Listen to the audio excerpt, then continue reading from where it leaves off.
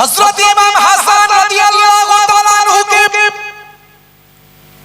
জীবনে বারবার বিবাহ সংক্রান্ত ব্যাপার নিয়ে বিস্পান করানো হয়েছিল বাবা।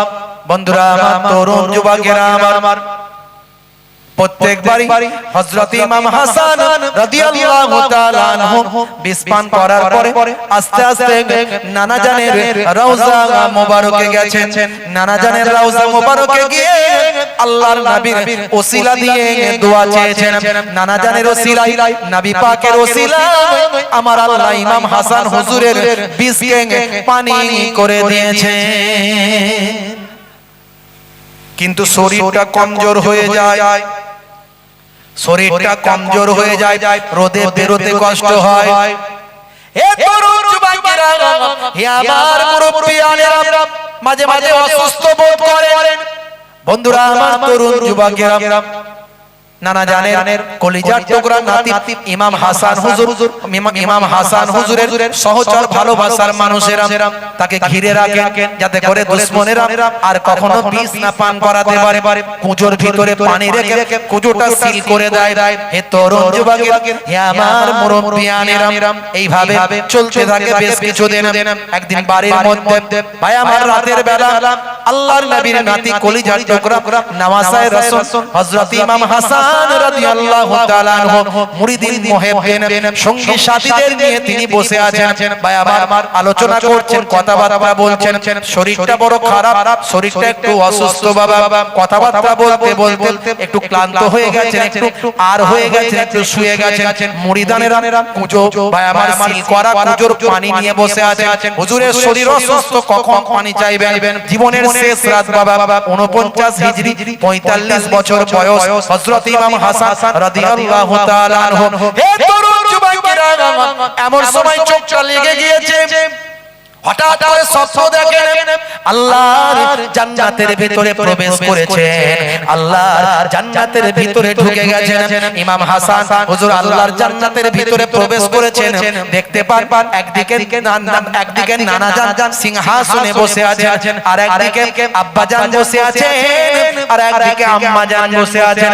আব্বা নানা জান ডাকছেন, ভাই হাসান, ভাই হাসান, ভাই হাসান, আর কতদিন দুনিয়া আর জমিনে থাকবে?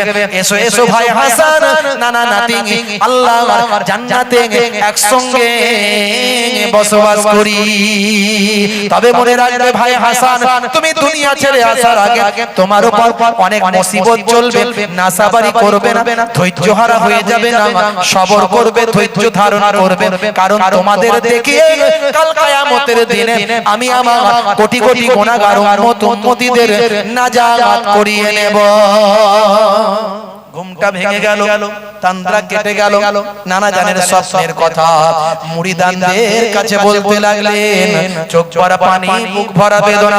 এমন সবাই মুরিদানরা হাউমাউ করে কাঁদতে লাগলেন। হে তরুণ যুবকেরা, ইমাম হাসান হুজুর বললেন, বাবারা কে আছো, একটু পানি আমাকে পান করাও। বলার সঙ্গে সঙ্গে মহাব্বতের একজন মুরিদ তাড়াতাড়ি কুজোর সিলটা কেটে, কুজোর সিল কেটে পানিটা ঢেলে দিলেন হুজুরকে। দেওয়ার সঙ্গে সঙ্গে যখন এক ঘট পানি পান করলেন, করার পরই বললেন, বাবা কি পানি আমাকে পান করালেন? এ তো হালাল বিষ পান আমাকে করিয়ে দিলে বাবা। আহারে, প্রত্যেকবারে বিষ পান করার পরে নানা জানের রওজা পর্যন্ত যেতে পারতাম, এবারে এমন বিষ পান করলাম মনে হয় নানা জানের রওজা পর্যন্ত যাবার আর ক্ষমতা হবে না। মুরিদানেরা ঝরঝর করে কাঁদতে লাগলো, অস্থির হয়ে গেল। কে এমন সর্বনাশ করলো? আমরা তো জেগে আছি, হয়তো আমাদের চোখের ভিতর দিয়ে কেউ হয়তো কুজো পাল্টে দিয়েছে, কেউ হয়তো কুজো সিল খুলে কিছু ঢুকিয়ে দিয়েছে, কিংবা কেউ কুজোটাকে পাল্টে দিয়েছে। তারা অস্থির হয়ে পড়লো। ইমাম হাসান রাদিয়াল্লাহু তাআলা আনহু ভাই আমার মাছ তরপাই যাও, তরপাতে শুরু করলেন। তাড়াতাড়ি যাও, আমার ভাই ইমাম হোসাইনকে ডাকো, তাড়াতাড়ি দাও, সময় বেশি নাই, ইমাম হোসাইনকে ডাকো। ইমাম হোসাইন হুজুরকে যখন খবর দেয়া হলো, কাঁদতে কাঁদতে বড় ভাই যান, বড় ভাই যান বলে চিৎকার করে কাঁদতে কাঁদতে এসে হাজির হলেন। আহারে, আবার বড় ভাই জানকে বিষ পান করিয়ে দিল। জালেমদের আমি বদলা নেব। বড় ভাই জান, কে আপনাকে বিষ দিয়েছে একটু বলুন, আমি বদলা নেব। বড় ভাই জান বললেন, ভাই হোসেন ছোট ভাই বদলা নিতে হবে না ভাই। নানা জান যে স্বপ্ন দেখেছি, নানা জান বলে দিয়েছেন অনেক মুসিবত আসবে, নাসাবারি করবে না, ধৈর্য হারা হয়ে যাবে না।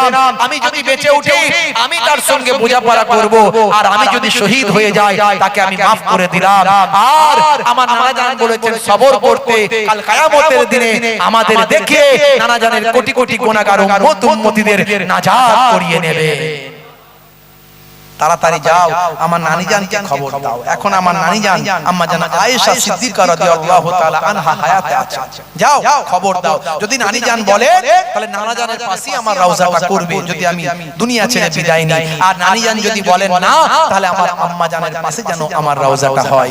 আজও মদিনা শরীফে যাবেন, জান্নাতুল বাকিতে গিয়ে দেখে আসবেন, আল্লাহ আমাকে নিয়ে গেছেন দুবার, আমি গিয়ে ঘুরে এসেছি।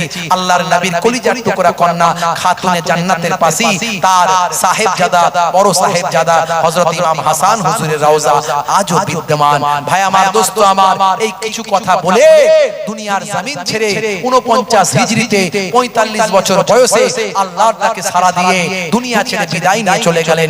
ইন্না লিল্লাহি ওয়া ইন্না ইলাইহি রাজিউন। আম্মা জানের পাশেই রওজাটা হয়েছে। এদিকে ইমাম হুসাইন থাকতে লাগলেন। আমিরে মাবিয়া ওদিকে ইন্তেকালের আগে বলে দিয়েছিলেন, ইয়াজিদ তুমি আমার পরে খলিফার আসনে বসছো, কিন্তু আমি মদিনা শরীফে রাজকর হিসাবে 5,10,000 দিরহাম আমি পাঠাই নবী বংশকে সম্মান করে, কারণ এই হকটা তাদেরই, এই হকটা তাদেরই। কিন্তু আমি দীর্ঘ 20 বছর ধরে দীর্ঘ আমি খেদমতে ছিলাম, তাই আমাকে গভর্নর করা হয়েছে দামেস্কের। আমি খলিফার আসনে বসেছি, তবে শুনে রাখো এ নিয়ে মতবিরোধ তৈরি হয়েছে। তো আমার পরে তুমি খলিফার আসনে বসছো, কিন্তু এই 5,10,000 দিরহামটা ইমাম হুসাইনকে পাঠিয়ে দেবে। কিন্তু ইয়াজিদ ছিল নাফরমান, ইয়াজিদ এত বাজে ছিল যে পিতা জানতেন না, আমিরে মাবিয়া ঠিক মতো লক্ষ্য করতে পারেননি, বুঝতে পারেননি। ইয়াজিদ ছিল ফাসিক, ইয়াজিদ ছিল অশ্লীল, ইয়াজিদ ছিল মাতাল, ইয়াজিদ অন্যায় কাজে লিপ্ত ছিল। ইয়াজিদ কিন্তু এই কথাটা মেনে নিতে পারলো না, ইয়াজিদের মুখ চুন হয়ে গিয়েছিল। অনেক ঘটনা পর পর পড়তে গেলে সময় লেগে যাবে, বুঝতে পারছেন। আমিরে মাবিয়া ইন্তেকালের পরে ইয়াজিদ তাড়াতাড়ি বিভিন্ন জায়গায় গভর্নর বসিয়ে দিল, আর তাড়াতাড়ি বলে দিল, যাও সবাইকে বলে দাও আমার পক্ষ থেকে যেন বায়াত নেওয়া হয়। তখন মদিনার গভর্নর ছিল ওয়ালিদ, ওয়ালিদের কাছে অর্ডার এলো, বুঝতে পারছেন। ওয়ালিদ ভাই আমার, নবী বংশের সঙ্গে ভালো মহব্বত, নবী বংশের সঙ্গে মহব্বত তার ছিল। ওয়ালিদ বড় আশ্চর্য হয়ে গেল, হায় রে হায়, এই মাত্র কয়েকদিন ইয়াজিদ সিংহাসনে বসে এই ফরমান জারি করে দিয়েছে ইমাম হুসাইনকে নাকি ইয়াজিদের পক্ষ থেকে বায়াত করতে হবে, আব্দুল্লাহ ইবনে ওমরকে নাকি ইয়াজিদের পক্ষ থেকে বায়াত করতে হবে, আব্দুল্লাহ ইবনে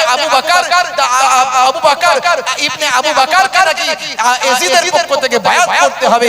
হায় রে হায়, কি ফরমান জারি করেছে, কত বড় বেয়াদব, কিন্তু নিরুপায়।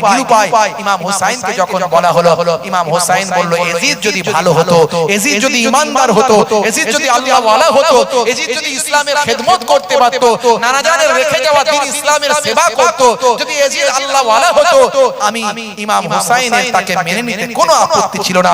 কিন্তু ইয়াজিদকে মেনে নিলে ইসলাম ধ্বংস হবে, আমি কখনোই হুসাইন মানতে পারি না। বুঝতে পারছেন বাবাজি আমার। পরে ভাই আমার শহীদ করার অর্ডার চলে এলো। ইমাম হুসাইন সপরিবারে মক্কা শরীফ চলে গেলেন। মক্কার মানুষের ইমাম হুসাইন হুজুরকে কাবা ঘরের ইমাম বানিয়ে দিলেন। জোরে হবে না? আর জোরে হবে না? হে তরুণ যুবকেরা, হে আমার বন্ধুরা, শুনে রেখে দিন বাবা, জেনে রেখে দেন, ইমাম হুসাইন রাদিয়াল্লাহু তাআলা আনহু কাবা ঘরের ইমাম হয়ে গেলেন। তিনি নামাজ পড়াতে লাগলেন, নামাজের তালিম দিতে লাগলেন, নবীর দেখানো ইসলামকে মানুষের কাছে পৌঁছাতে লাগলেন, মক্কার মানুষদের কাছে ইসলামের খেদমত করতে লাগলেন। হে তরুণ যুবকেরা, হে আবার মুরব্বিয়ানেরা, শুনে রেখে দিন বাবা, আসল ইসলাম, সঠিক ইসলামকে মানুষের কাছে পৌঁছাতে লাগলেন। হে তরুণ যুবকেরা, নামাজের মধ্যে দিয়ে আল্লাহর সাহায্য কেমন করে পাওয়া যায় সেটা তিনি শেখাতে লাগলেন। মক্কার মানুষদেরকে সঠিক দ্বীন ইসলামের শিক্ষা দিতে লাগলেন। হে তরুণ যুবকেরা, ইমাম হুসাইন রাদিয়াল্লাহু তাআলা আনহু নিজের নামাজ কায়েম করলেন, সঙ্গীদের নামাজের তালিম দিলেন। হে তরুণ যুবকেরা, আল্লাহর নবী 622 খ্রিস্টাব্দে মক্কা ছেড়ে মদিনা শরীফের দিকে হিজরত করেন। মদিনার আগের নাম ছিল ইয়াসরাব। দয়ার নবী হিজরত করার পরে মদিনার নামটা হয়ে গেল মদিনাতুল মুনাওয়ারা। মদিনা মানে হলো শহর, আর নূরওয়ালা মুনাওয়ারা মানে নূরওয়ালা, জ্যোতির্ময় শহর। আমার নবীর কদম মোবারক পেয়ে ইয়াসরাবের নাম পাল্টে গিয়ে নূরওয়ালা মদিনা হয়ে গেল। হে তরুণ যুবকেরা, যেদিন আমার নবী মক্কা ছেড়ে মদিনায় হিজরত করেছিলেন, সেই দিন থেকে হিজরি সন শুরু হয়েছিল। হযরতে ওমর ফারুক রাদিয়াল্লাহু তাআলা আনহু মুসলিম জাহানের দ্বিতীয় খলিফা যখন হয়েছিলেন, তখন থেকে তিনি হিজরি গণনা সন, ভাই আমার হিজরি গণনা তারিখটা সেদিন সে তখন থেকে হিসাব শুরু করেছিলেন। আল্লাহর নবী হিজরত থেকে হিজরি গণনা সন শুরু হয়ে যায়, হিজরি বছর শুরু করা হয়। হে তরুণ যুবকেরা, হে আমার বন্ধুরা, আল্লাহর নবী হিজরত করার পরে মদিনা শরীফে যাওয়ার পরে তৃতীয় হিজরিতে অর্থাৎ নবী যাওয়ার 3 বছর পর আল্লাহ রাব্বুল আলামিন আম্মা জান ফাতেমার কোলে একটা ঝলমলে নূরওয়ালা পুত্র সন্তান পাঠান। ওই পুত্র সন্তান শেরে খোদা আলীর ঘরকে আলোকিত করে। ওই সন্তানটার নাম হলো দয়ার নবী, নাম রাখলেন ইমাম হাসান। হে তরুণ যুবকেরা, দয়ার নবী আমার হাসান নাম রেখে দিলেন। বন্ধুরা আমার, তরুণ যুবকেরা, আমার আল্লাহর পক্ষ থেকে তাদের সবকিছু আগে আমার আল্লাহ নির্ধারণ করে দিয়েছিলেন। হে তরুণ যুবকেরা, তৃতীয় হিজরিতে ইমাম হাসান রাদিয়াল্লাহু তাআলা আনহুর জন্ম হলো। সেদিন দাইমা ছিলেন আসমা, সাদা কাপড়ে জড়িয়ে সুন্দর নূরওয়ালা চেহারা, নূরের বাচ্চা, চকচকে বাচ্চা, জ্যোতির্ময় বাচ্চাকে দয়ার নবীর কোলে দিলেন। দয়ার নবী আমার ইমাম হাসান হুজুরকে কোলে নিয়ে দয়ার নবী আমার বরকতের জন্য দোয়া চাইলেন। বন্ধুরা আমার, তরুণ যুবকেরা, আমার চতুর্থ হিজরি এলো পরের বছর। আবার ঠিক একইভাবে আমার রব্বুল আলামিন আল্লাহ তাআলা আম্মা জান ফাতেমাতুজ যোহরা রাদিয়াল্লাহু তাআলা আনহার ঘরকে আলোকিত করে আম্মা জানের কোলে হযরতে আলী মুর্তজার ঘরেতে আরেকটা নূরওয়ালা জ্যোতির্ময় আলোওয়ালা আল্লাহ সন্তান কলিজার টুকরা বাচ্চা বানালেন। ওই বাচ্চাটাকে এবারও দাইমা ছিলেন আসমা, আবার সাদা কাপড়ে জড়িয়ে আল্লাহর নবীর কাছে পেশ করা হলো। নবী আবার দয়ার নবী ছোট্ট বাচ্চাটিকে কোলে নিয়ে বরকতের দোয়া চাইলেন, আর নাম রাখলেন হোসেন, নাম রাখলেন হযরতে হুসাইন। হে তরুণ যুবকেরা, আল্লাহর নবী ইমাম হুসাইন রাদিয়াল্লাহু তাআলা আনহুর নামটা নবী আমার রেখে দিলেন। অনেক ঘটনা, বাচ্চারা ছোট থেকে বড় হয়, মদিনা শরীফে বড় হতে লাগলো। হে তরুণ যুবকেরা, হে আমার বন্ধুরা, বাচ্চারা ছোট থেকে বড় হতে লাগলো। বাবা একটু একটু করে বড় হতে লাগলো। নাতিদের নবী আমার বড় ভালোবাসতেন গো। বাচ্চাদের বড় প্যার নবী আমার করতেন। বাচ্চাদের ভালোবাসা আপনার আমার দায়িত্ব, এটা হলো নবীর দেখানো সুন্নাত। হে তরুণ যুবকেরা, এতটাই নবী আমার ভালোবাসতেন বাচ্চাদের। বাচ্চারা নবীর সঙ্গে এতটাই খোলামেলা ছিল, এতটাই নানার সঙ্গে তাদের খাতির ছিল। নবী আমার যখন সিজদায় যেতেন, নামাজে যখন সিজদায় যেতেন, বাচ্চারা পিঠে এসে বসে পড়তো। দয়ার নবী আমার তাড়াহুড়ো করে উঠতেন না, যাতে বাচ্চারা নিচে না পড়ে যায়। আস্তে আস্তে নবী আমার সিজদা থেকে মাথাটা তিনি তুলতেন। বন্ধুরা আমার, তরুণ যুবকেরা, আমার একদিনকার ঘটনা। হে তরুণ যুবকেরা, আল্লাহর নবী কয়েকদিন ক্ষুধার্ত অবস্থায় আছেন, খাবার কিছু নাই। মদিনার মানুষেরা অনাহারে দিন কাটায়।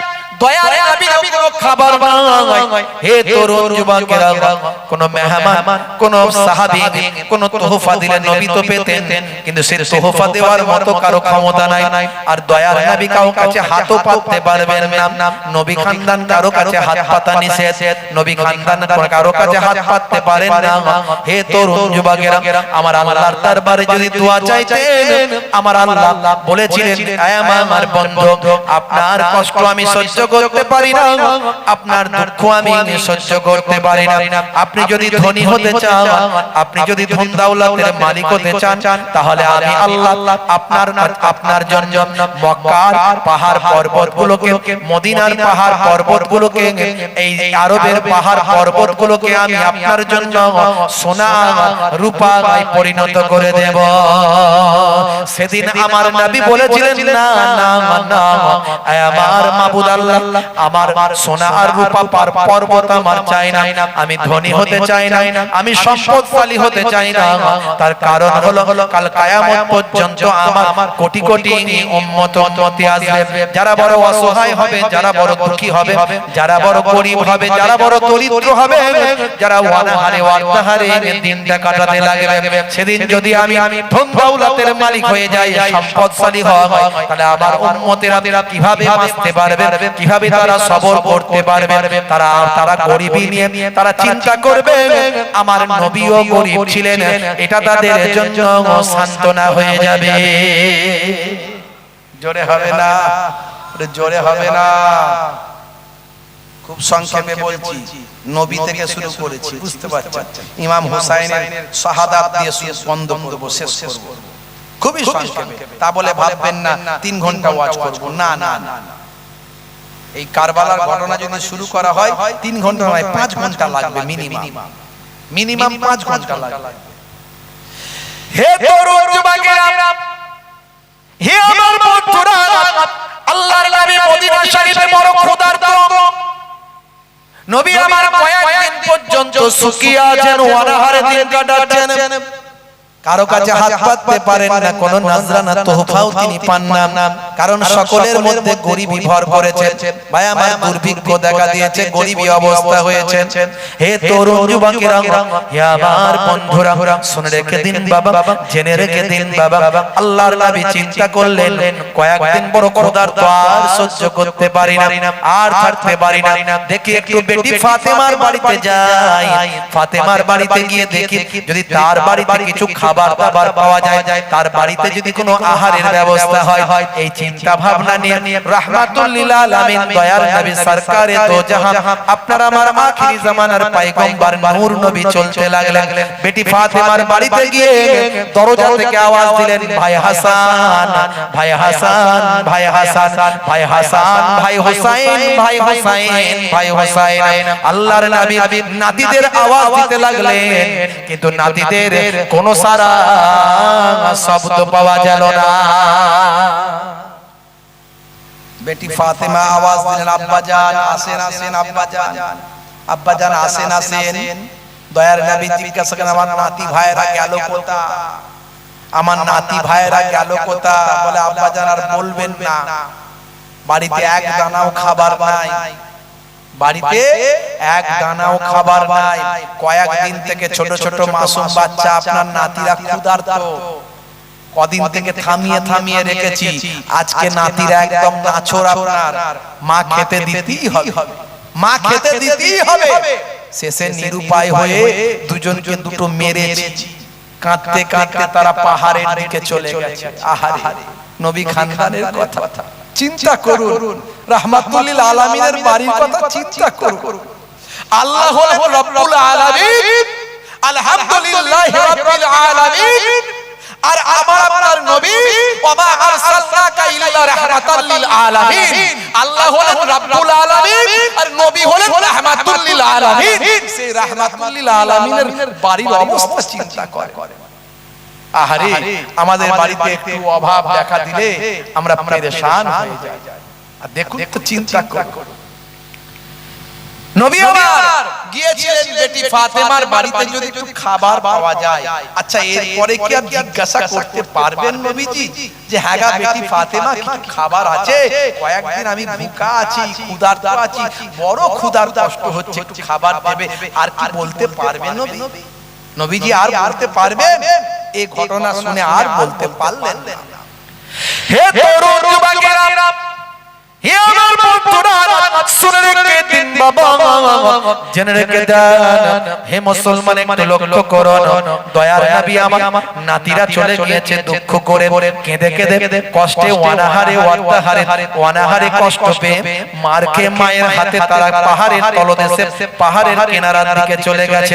নাতি ভাইয়েরা চলে গিয়েছে, কেমন নাতা, কেমন নানা, কেমন পয়গম্বর, কেমন আখিরি জামানার নবী। আহা নবী আমার নিজেই খুঁজতে গেলেন আমার নাতি ভাইয়েরা কোথায় চলে গিয়েছে। আপনি কত বড় সাহেব হয়েছেন, কত বড় নেতা হয়েছেন, কত বড় মন্ত্রী হয়েছেন, কত বড় হুজুর হয়েছেন, কত বড় ডাক্তার হয়েছেন, মাওলানা হয়েছেন, নবীর থেকে বড় সাহেব পৃথিবীর জমিনে আর কেউ হয়নি, আর হবে না। সেই রাহমাতুল লিল আলামিন নাতিদের খুঁজতে চললেন। হে তরুণ যুবকেরা, হে আমার বন্ধুরা, শুনে রেখে দিন বাবা, জেনে রেখে দেন, দয়ার নবী আমার পাহাড়ের কিনারার দিকে যাচ্ছেন। সাহাবীরা জিজ্ঞাসা করছেন কি হয়েছে হুজুর, পাহাড়ের দিকে কেন যান? আল্লাহর নবী বলেন আমার নাতিরা রাগ করে পাহাড়ের দিকে চলে যাচ্ছে, তাই তাদেরকে খোঁজার জন্য যাই।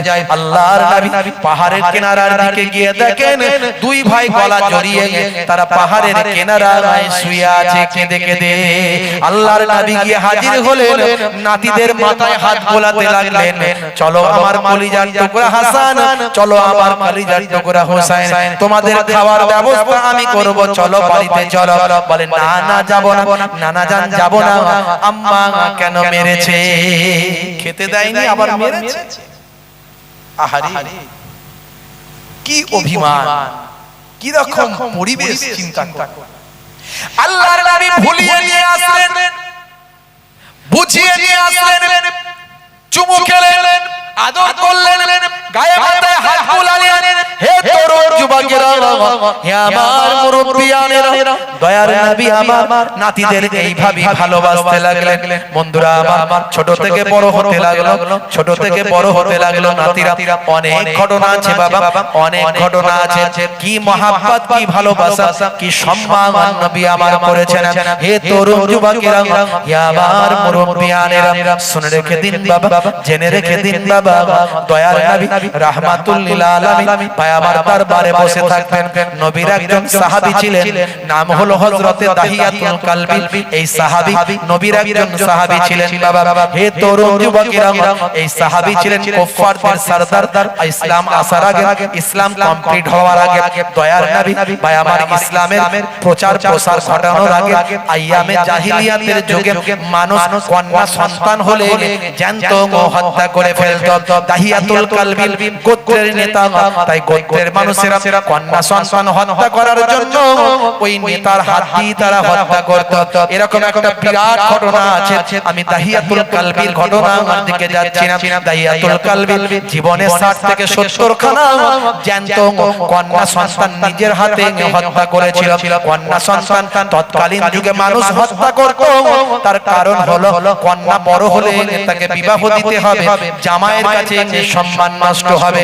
এই তাদের অহংকার তাকাব্বুরির জন্য তারা কন্যা সন্তানের জন্ম হলেই তাকে হত্যা করে ফেলত। হে তরুণ যুবকেরা, হে আমার বন্ধুরা, শুনে রেখে দিন বাবা, জেনে রেখে দেন, এমন কি দাহিয়াতুল কালবি ওই সাহাবী বাবা, তিনি তিনার নিজের সন্তানটিকেও, নিজের কন্যাটিকেও নিজে হাতে জ্যান্ত হত্যা করেছিলেন বাবা। বন্ধুরা আমার, যখন তার অনুভব হয়েছে, ইহসাস যখন হয়েছে বাবা, এটা আমি অন্যায় করেছি, তখন দয়ার নবীর হাতে হাত দিয়ে তওবা করে ঈমানের কালেমা তিনি পড়ে নিয়েছেন। আল্লাহর নবী দাহিয়াতুল কালবির জিন্দেগি শুনে নিজে কেঁদেছিলেন, সাহাবীও কেঁদেছিলেন, রাসূলও কেঁদেছিলেন। অনেক লম্বা ঘটনা, আমি সেটা বলতে গেলে অনেক সময় চলে যাবে। হে তরুণ যুবকেরা,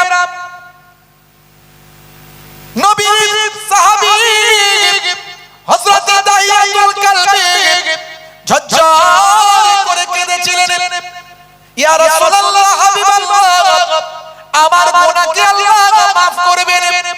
নবী আমার চুপ করেছিলেন, কোনো জবাব দেননি।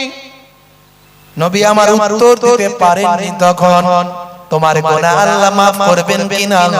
এত বড় পাপ, এত বছর ধরে পাথরের ইবাদত করেছো, এত বছর ধরে তুমি পাথরের ইবাদত করেছো, আর এতগুলো জীবন্ত কন্যা সন্তানকে নিজে হাতে দাফন করেছো, এমন কি নিজের কন্যা সন্তানটিকে, নিজের ফুটফুটে কন্যা সন্তানটিকে নিজে হাতেই হত্যা করেছো। তোমার গুনাহ maaf হবে কিনা আমি বলতে পারি না। নবী আমার চুপ করে আছেন। হে তরুণ যুবকেরা, আমার বন্ধুরা, এমন সময় ফেরেশতা জিবরাইল আলাইহিস সালাম দয়ার নবীকে সে সালাম দিয়ে বললেন, ইয়া রাসূলুল্লাহ হাবিবাল্লাহ, আপনার সাহাবী আগে ইসলামের বাইরে ছিল, মুসলমানের খাতা থেকে তার নামটা ছিল না, সে তখন অন্যায় করেছে না জানার কারণে, এখন সে ঈমান এনেছে, জানতে পেরেছে, এখন সে তওবা করেছে।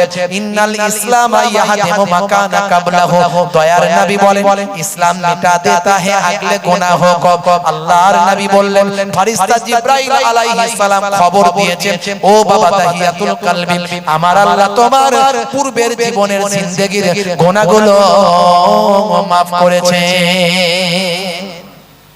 জোরে হবে না? আর একটু জোরে হবে না? সেই সাহাবী আল্লাহর নবীর এমন আশিক ছিলেন, প্রায় প্রায় নবীর দরবারে আসতেন, প্রায় নবীর দরবারে আসতেন। আর যখন আসতেন বাচ্চাদের জন্য একটু কি নিয়ে আসতেন? খাবার নিয়ে আসতেন। বাচ্চাদের জন্য একটু খাবার নিয়ে আসতেন। আহ, দয়ার নবীর আমার নাতিদের জন্য একটু খাবার নিয়ে যায়। আমার মনে আছে যখন আমি ছোট, ফুরফুরা শরীফে নানা বাড়িতে থাকতাম, আম্মা জান ওখানে থাকতেন, নানা জান যখন জলসায় যেতেন, আপনারা মুরব্বি মানুষরা মনে থাকবে, তখন তো এত জলসা ছিল না, এত বিশাল ভাবে এইরকম লাইটিং করে, এরকম মাইক দিয়ে এরকম ভাবে হতো না। তখন একটা এলাকায় একটা জলসা হতো, 10টা এলাকার লোক আসতো, সারা রাত ধরে জলসা হতো, বেলা পর্যন্ত জলসা হতো। নানা জান হুজুর পীর কেবলা যখন যেতেন, একসঙ্গে 3টে 4টে 5টা গাড়ি নিয়ে যেতেন। বুঝতে পারছেন? নানা জান যখন বাড়িতে ফিরতেন তখন আমি ছোট, আর আমার ছোট থেকে একটু অভ্যাস ছিল, আম্মা শিখিয়ে দিয়েছিলেন, তোমার নানা জান এলে একটু তাকবীর দেবে, দেখবে কাজ হবে। আর সত্যি কাজ হতো, তাকবীর দিলেই কাজ। নানা জানের চোখে পড়ে যেতাম, কে তাকবীর দিচ্ছে রে? না আপনার নাতি তাকবীর দিচ্ছে। মোহে পড়লাম, ও আচ্ছা এদিকে এসো, এদিকে এসো। পকেটে ছিল 5 টাকা, 2 টাকা, 1 টাকা, দিয়ে দিল, ওটাই লাভ। তাকবীর দিলেই মালকড়ি পাওয়া যেত। বুঝতে পারছেন? মেহমানরা এলে দেখতে পেত নাতি পোতারা ঘুরছে, একটু খাবার টাবার নাজরানা যা হতো পাওয়া যেত। আমার মনে আছে ছোটবেলা যখন আমার ওই বাড়িতে পীরনগর দরবারে যখন দাদা জানের ওখানে থাকতাম, দাদা জানের মুরিদরা যখন আসতো আমাদের জন্য একটু খাবার, একটু নাজরানা কিছু নিয়ে আসতো, মনে আছে। এটা মহাব্বত, এটা ভালোবাসা। বেগাইরে মাসালাতিন ফাহুয়া হাদিয়াতুন, না চেয়ে যেটা দেওয়া হয় এটা হলো হাদিয়া। হাদিয়া হলো সুন্নতে নববী। জোরে বলুন সুবহানাল্লাহ। এই হাদিয়া দেওয়ার মধ্যে সওয়াব, হাদিয়া দেওয়াটা সুন্নতে নববী। বুঝতে পারছেন? এখন এক শ্রেণীর মানুষ এগুলোকে বলে চলবে না, বেদাত, অমুক তমুক নানা রকমের। ভাই তোরা তোদের বেদাত নিয়ে থাক, আমরা বেদাত কোনটা বলে সেটা জানি। বেদাত 2 প্রকার। বেদাত বারবার শুনেন না, বেদাত হলো 2 প্রকার। একটা হলো বেদাতে হাসানা, আর একটা হলো বেদাতে সাইয়্যা। মনে রাখবেন বেদাত কাকে বলে? নবীর যুগে, দয়ার নবী পাকের যুগে যেটা ছিল না ইসলামের মধ্যে, নতুন যেটা হয়েছে সেটাই বেদাত। সেটাই হয়েছে নতুন, সেটা বেদাত। এবার দেখতে হবে নতুন যেটা হয়েছে সেটা ইসলামের বিরুদ্ধে, ইসলামের বাইরে, না ইসলামের পক্ষে, কোরআন হাদিসের পক্ষে না কোরআন হাদিসের বিরুদ্ধে দেখতে হবে। যদি দেখা যায় এই বেদাতটার দ্বারাই ইসলামের উপকার আছে, কোরআন হাদিসের পক্ষে, তাহলে এই বেদাতটা করলে সওয়াব পাওয়া যায়, নেকি পাওয়া যায়। আর যে বেদাতটা করলে কোরআন হাদিসের বাইরে যাবে, বিরুদ্ধে যাবে, কোরআন হাদিসের বিপক্ষে যাবে, ওই বেদাতটা নতুন কিছুটা ইসলামের মধ্যে যদি কেউ করে সেটাই গুনাহ হবে। যেমন নবী পাক সাল্লাল্লাহু আলাইহি সাল্লামের জামানাতে দয়ার নবীর জামানাতে কোরআন মাজিদ একত্রিত করা হয়নি, সাহাবাদের যুগে একত্রিত হয়েছে। তাহলে নবীর যুগে তো হলো না, তাহলে এটা বেদাত তো বটে, বেদাতে হাসানা। সাহাবা হুজুরদের যুগেতেও কোরআন মাজিদের জের জাবার হরকত লাগানো হয়নি। হরকত এই জের জাবার ছাড়া আপনি কোরআন মাজিদ পড়তে পারবেন? বলেন পারবেন? এটা নবীর যুগেও জের জাবার ছিল না, আর সাহাবাদের যুগেও জের জাবার ছিল না। এটা উমাইয়া পিরিয়ড, উমাইয়া যুগে, উমাইয়া বাদশাদের আমলে তারা জের জাবার হরকত স্বরচিহ্নটা তারা লাগিয়েছেন। জোরে বলুন সুবহানাল্লাহ। এই বেদাতটার দ্বারাই বেদাতে হাসানা হয়, নেকি জনিত বেদাত হয়। এরকম হাজারো আছে। এই ব্যাখ্যা বোঝা, এই বোঝা নিয়ে ব্যাখ্যা নিয়ে বুঝে নেওয়া নিয়ে গন্ডগোল। কেউ বলে চলবে, কেউ বলে চলবে না। এই করতে গিয়ে বেশি বিয়াদবি করে গুনাহগার হয়ে যায়। তাই এই সব কথা নিয়ে বেশি বাড়াবাড়ি করবেন না। এগুলো আলেমদের ব্যাপার, আলেমদের কাছে রাখুন। আর এক শ্রেণীর আলেম তারা হয়ে গেছে জালেম। তারা নিজেদের দলবাজি করার জন্য যে কথাগুলো সমাজে বলা উচিত নয় সেগুলো বলে সাধারণ মানুষের মধ্যে বিতর্ক তৈরি করে। বুঝতে পারছেন?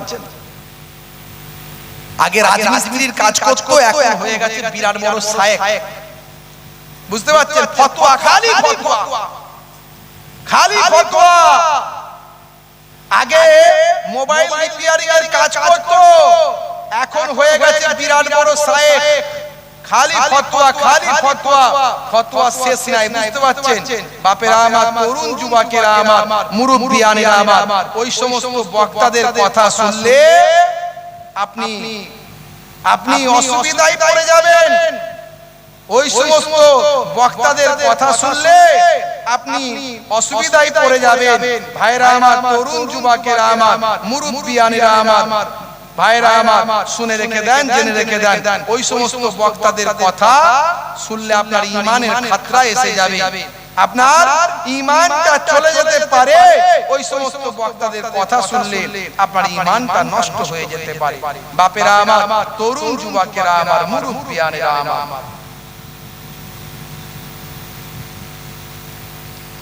যাই হোক, আখিরি জামানা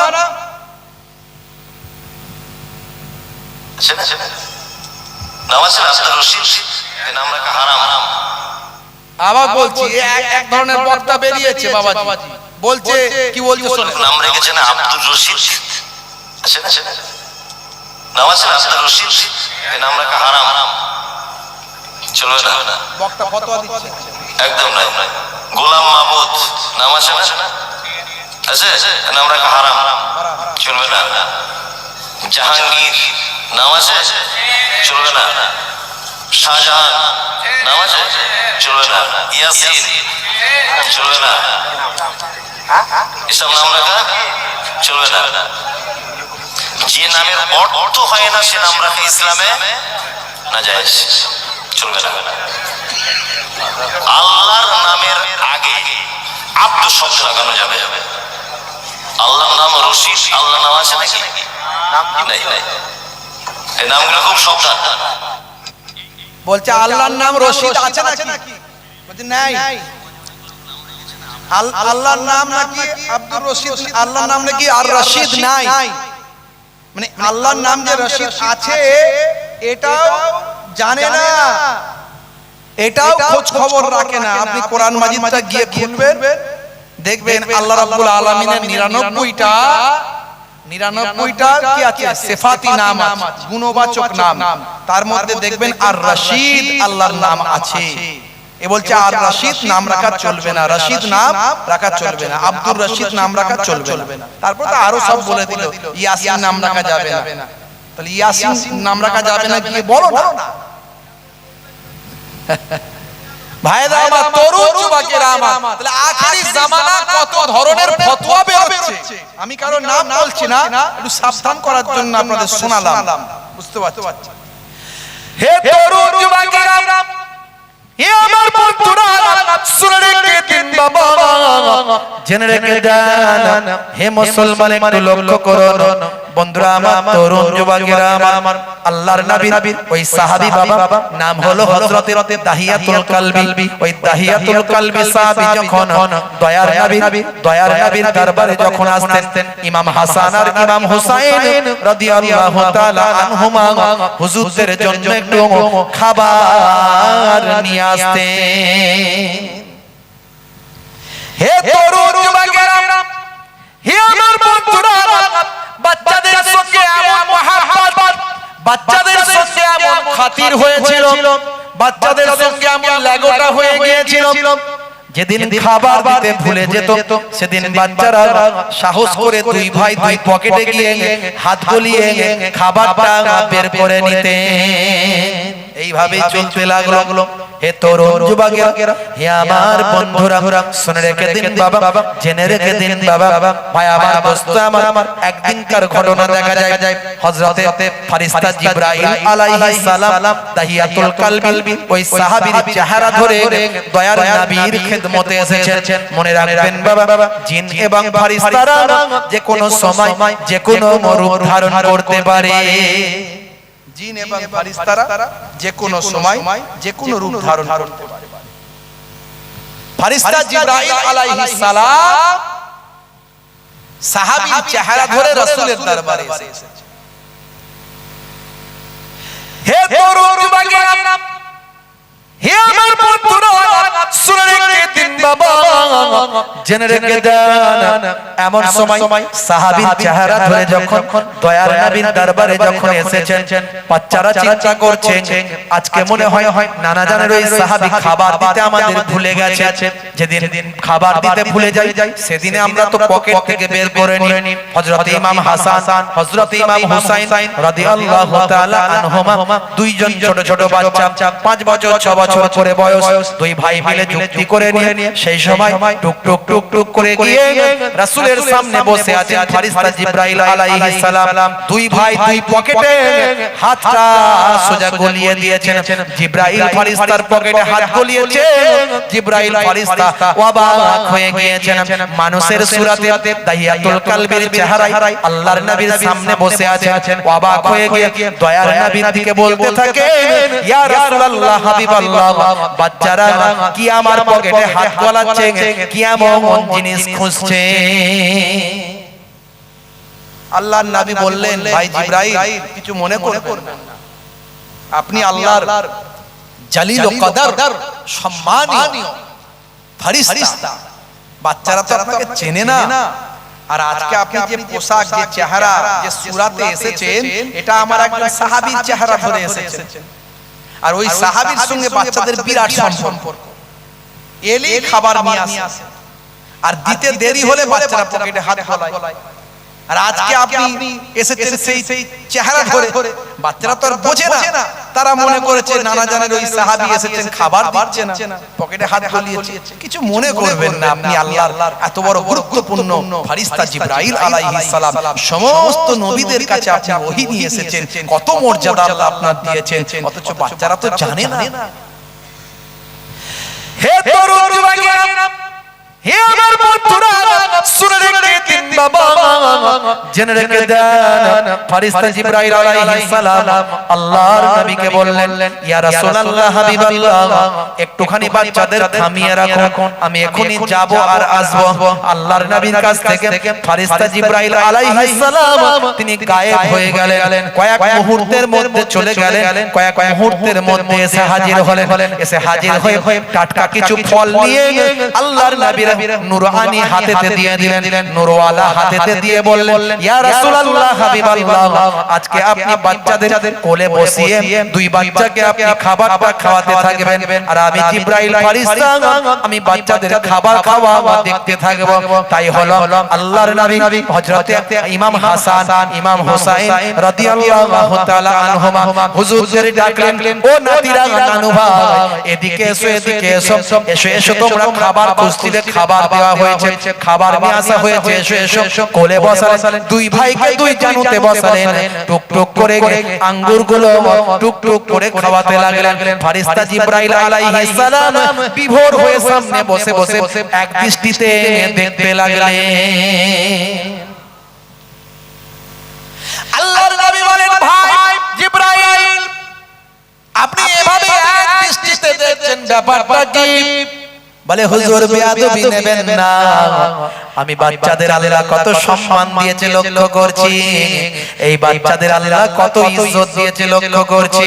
এই বাচ্চারা দুনিয়ার জমিনে বসে আখেরি জামানার পয়গম্বরের কোলে বসে আল্লাহর জান্নাতের টাটকা তাজা ফল দুনিয়াতে খাচ্ছে। জোরে হবে না? আর জোরে হবে না? কি সম্মান আল্লাহ দিয়েছে, রাসূলের নাতিদের কি মর্যাদা আল্লাহ দিয়েছে। হে তরুণ যুবকেরা, হে আমার বন্ধুরা, শুনে রেখে দিন বাবা, জেনে রেখে দেন। হে মুসলমান, একটু লক্ষ্য করুন, একটুখানি খেয়াল করুন বাবা বন্ধুরা আমার, শুনে রেখে দেন। হযরতে জিবরাইল ফেরেশতা বললেন, তবে ইয়া রাসূলুল্লাহ, হাবিবাল্লাহ, বাচ্চাদের জন্য দুটো দুঃখজনক কথা আছে, দুটো দুঃসংবাদ আছে। কি দুঃসংবাদ ভাই জিবরাইল? এমন সময় জিবরাইল ফেরেশতা চোখ ভরা পানি, বুক ভরা বেদনা নিয়ে তিনি বলতে লাগলেন, করুণ স্বরে বলতে লাগলেন, ইয়া রাসূলুল্লাহ, হাবিবাল্লাহ, আপনার বড় নাতি হযরত ইমাম হাসান রাদিয়াল্লাহু তাআলা আনহুকে আপনারই জালেম উম্মতেরা, আপনারই নিষ্ঠুর উম্মতেরা খেতে না দিয়ে, পান করতে না দিয়ে তাকে শহীদ করে দেবে।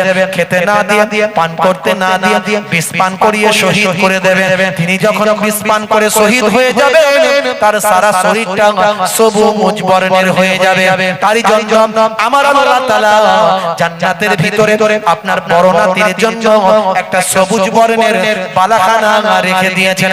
তবে আমার আল্লাহ আপনার বড় নাতির তাকদীরে এটা লিখে দিয়েছেন আর বলে দিয়েছেন, আল্লাহ জানিয়ে দিয়েছেন, আপনি নাসাবারি করবেন না, নাশুকরি করবেন না, ধৈর্যহারা হয়ে যাবেন না, নাসাবারি করবেন না, কারণ কাল কিয়ামতের দিনে আপনার নাতিদের দেখিয়ে আপনি আপনার কোটি কোটি গুনাহগার উম্মতিদের নাজাত করাতে পারবেন।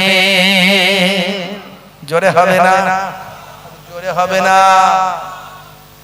হে তরুণ যুবকেরা, ফেরেশতা জিবরাইল আলাইহিস সালাম বললেন, আপনার ছোট নাতির তাকদীরে কি আল্লাহ লিখেছেন শুনুন। ইয়া রাসূলুল্লাহ, হাবিবাল্লাহ, আপনার ছোট নাতি হযরত ইমাম হুসাইন রাদিয়াল্লাহু তাআলা আনহু, তাকে আপনারই জালেম উম্মতেরা, আপনারই নিষ্ঠুর উম্মতেরা খেতে না দিয়ে, পান করতে না দিয়ে কারবালা ময়দানে সাফায়াবার ফোরাত নদীর পানি আটকে দিয়ে কারবালা ময়দানে খেতে না দিয়ে, পান করতে না দিয়ে তাকে শহীদ করে দেবে। তিনি যখন শহীদ হয়ে যাবে, তার সারা শরীরটা লালে লাল হয়ে যাবে। ফোরাত নদীর পানি সাপে খাবে, ব্যাঙে খাবে, পশু পাখি খাবে, দুশমনে খাবে, নবী বংশকে পানি পান করতে দেওয়া হবে না। আহলে বায়াতকে পানি পান করতে না দিয়ে শহীদ করে দেবে। তিনি যখন শহীদ হয়ে যাবে, তার সারা শরীরটা লালে লাল হয়ে যাবে। এরই বিনিময়ে আমার আল্লাহ তাআলা জান্নাতে একটা লাল বর্ণের, লোহিত বর্ণের বালাখানা রেখে দিয়েছেন। ইয়া রাসূলুল্লাহ, হাবিবাল্লাহ, আপনি নাশাবারি করবেন না, ধৈর্যহারা হবেন না, আপনার নাতিদের জানিয়ে দেবেন, পরিবারের সবাইকে জানিয়ে দেবেন, নাশাবারি যেন না করে, ধৈর্যহারা যেন না হয়ে যায়। কারণ কাল কিয়ামতের দিনে হাসরের ময়দানে কোটি কোটি গুনাহগার উম্মতকে আপনার নাতিদের দেখিয়ে নাজাত করাতে পারবে। হে তরুণ যুবকেরা, হযরত জিবরাইল ফেরেশতা চলে গেলেন। দয়ার নবী আমার চোখ ভরা পানি, বুক ভরা বেদনা, আল্লাহর নবী সবর বললেন, ধৈর্য ধারণ করলেন। আম্মা জান ফাতিমা যহরা রাদিয়াল্লাহু তাআলা আনহার কাছে খবরটা গেল। আম্মা জান ফাতিমা যহরা রাদিয়াল্লাহু তাআলা আনহা সেই সময় ছুটে ছুটে পাগলিনীর মতো পাপ জননী মা গর্ভধারিণী মা সন্তানের এই রকম মৃত্যুর খবর শুনে সন্তানের এই রকম শাহাদাতের খবর শুনে মা আমার বিচলিত হয়ে গেলেন ছুটে ছুটে এসে আল্লাহর নবীর কাছে এসে হাজির হলেন আব্বাজান আব্বাজান আব্বাজান ফেরেশতা জিবরাইল কি এমন সংবাদ দিয়ে গেল কি খবরটা আপনাকে দিয়ে গেল আমার সন্তানদের জন্য এমন কি সংবাদ দিয়ে গেল আমার সন্তানেরা এমন কি করবে যার জন্য আপনার জালেম উম্মতেরা আমার সন্তানদের নিষ্ঠুরভাবে শহীদ করবে আমি ফাতেমা তোমার ও পিতামহ কি কথা আমায় তুমি শোনালে আমি ফাতেমা তোমার ও পিতামহ কি কথা আমায় তুমি শোনালে করবে কি ভুল নাই যার মাসুল হাসান হুসাইনের জীবনে হাসান হুসাইনের জীবনে ও হাসান হুসাইনের জীবনে হাসান হুসাইনের জীবনে হে তরুণ যুবকেরা আল্লাহর নবী বললেন বেটি ফাতেমা ধৈর্য হারা হয়ে যেও না সবর করো আমার আল্লাহ জানিয়ে দিয়েছেন কাল কিয়ামতের দিনে হাসরের ময়দানে তোমার সন্তানদের তোমার কলিজার টুকরা নাতিদের দেখে আমি কাল কিয়ামতের দিনে আমার কোটি কোটি গুনাহগার উম্মত উম্মতিদের নাজাত করাতে পারবো আল্লাহুম্মা সাল্লি আলা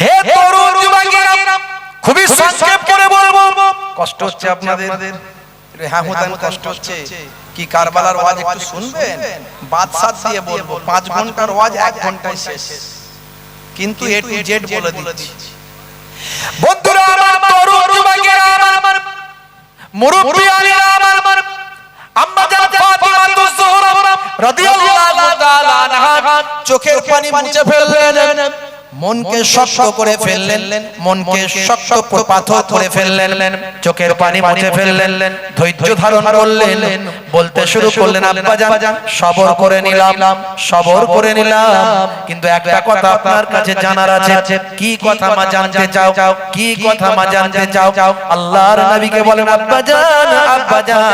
আব্বাজান যেদিন আমার সন্তানদের উপরে কঠিন মুসিবতটা হাজির হবে আব্বাজান সেই সময় কি আপনি তাদের নানা জান হায়াতে থাকবেন নানা বেটি ফাতেমা ও বেটি ফাতেমা আমার কলিজার টুকরা নাতিদের উপর এক কঠিন মুসিবত যখন চলবে আমি তাদের নানা জান আমি আখেরি জামানার পয়গম্বর দুনিয়ার জমিনে থাকব না হে তরুণ যুবকেরা আম্মা জান আবার জিজ্ঞাসা করলেন আম্মা জান ফাতেমা আবার জিজ্ঞাসা করলেন আচ্ছা বলেন তো ও আব্বাজান বলেন তো দেখি সেই সময় কি আপনার জামাতা শেরে খোদা আলী মুর্তজা হায়াতে থাকবে না না বেটি ফাতেমা সেই সময় আমার জামাতা দুনিয়ার জমিনে থাকবে না আচ্ছা আব্বাজান বলেন তো দেখি আমি জননী মা গর্ভধারিণী মা আমি সন্তানদের কলিজার টুকরা মা সেই সময় কি আমি ফাতেমা দুনিয়ার জমিনে থাকব না না বেটি ফাতেমা তুমিও দুনিয়ার জমিনে থাকবে না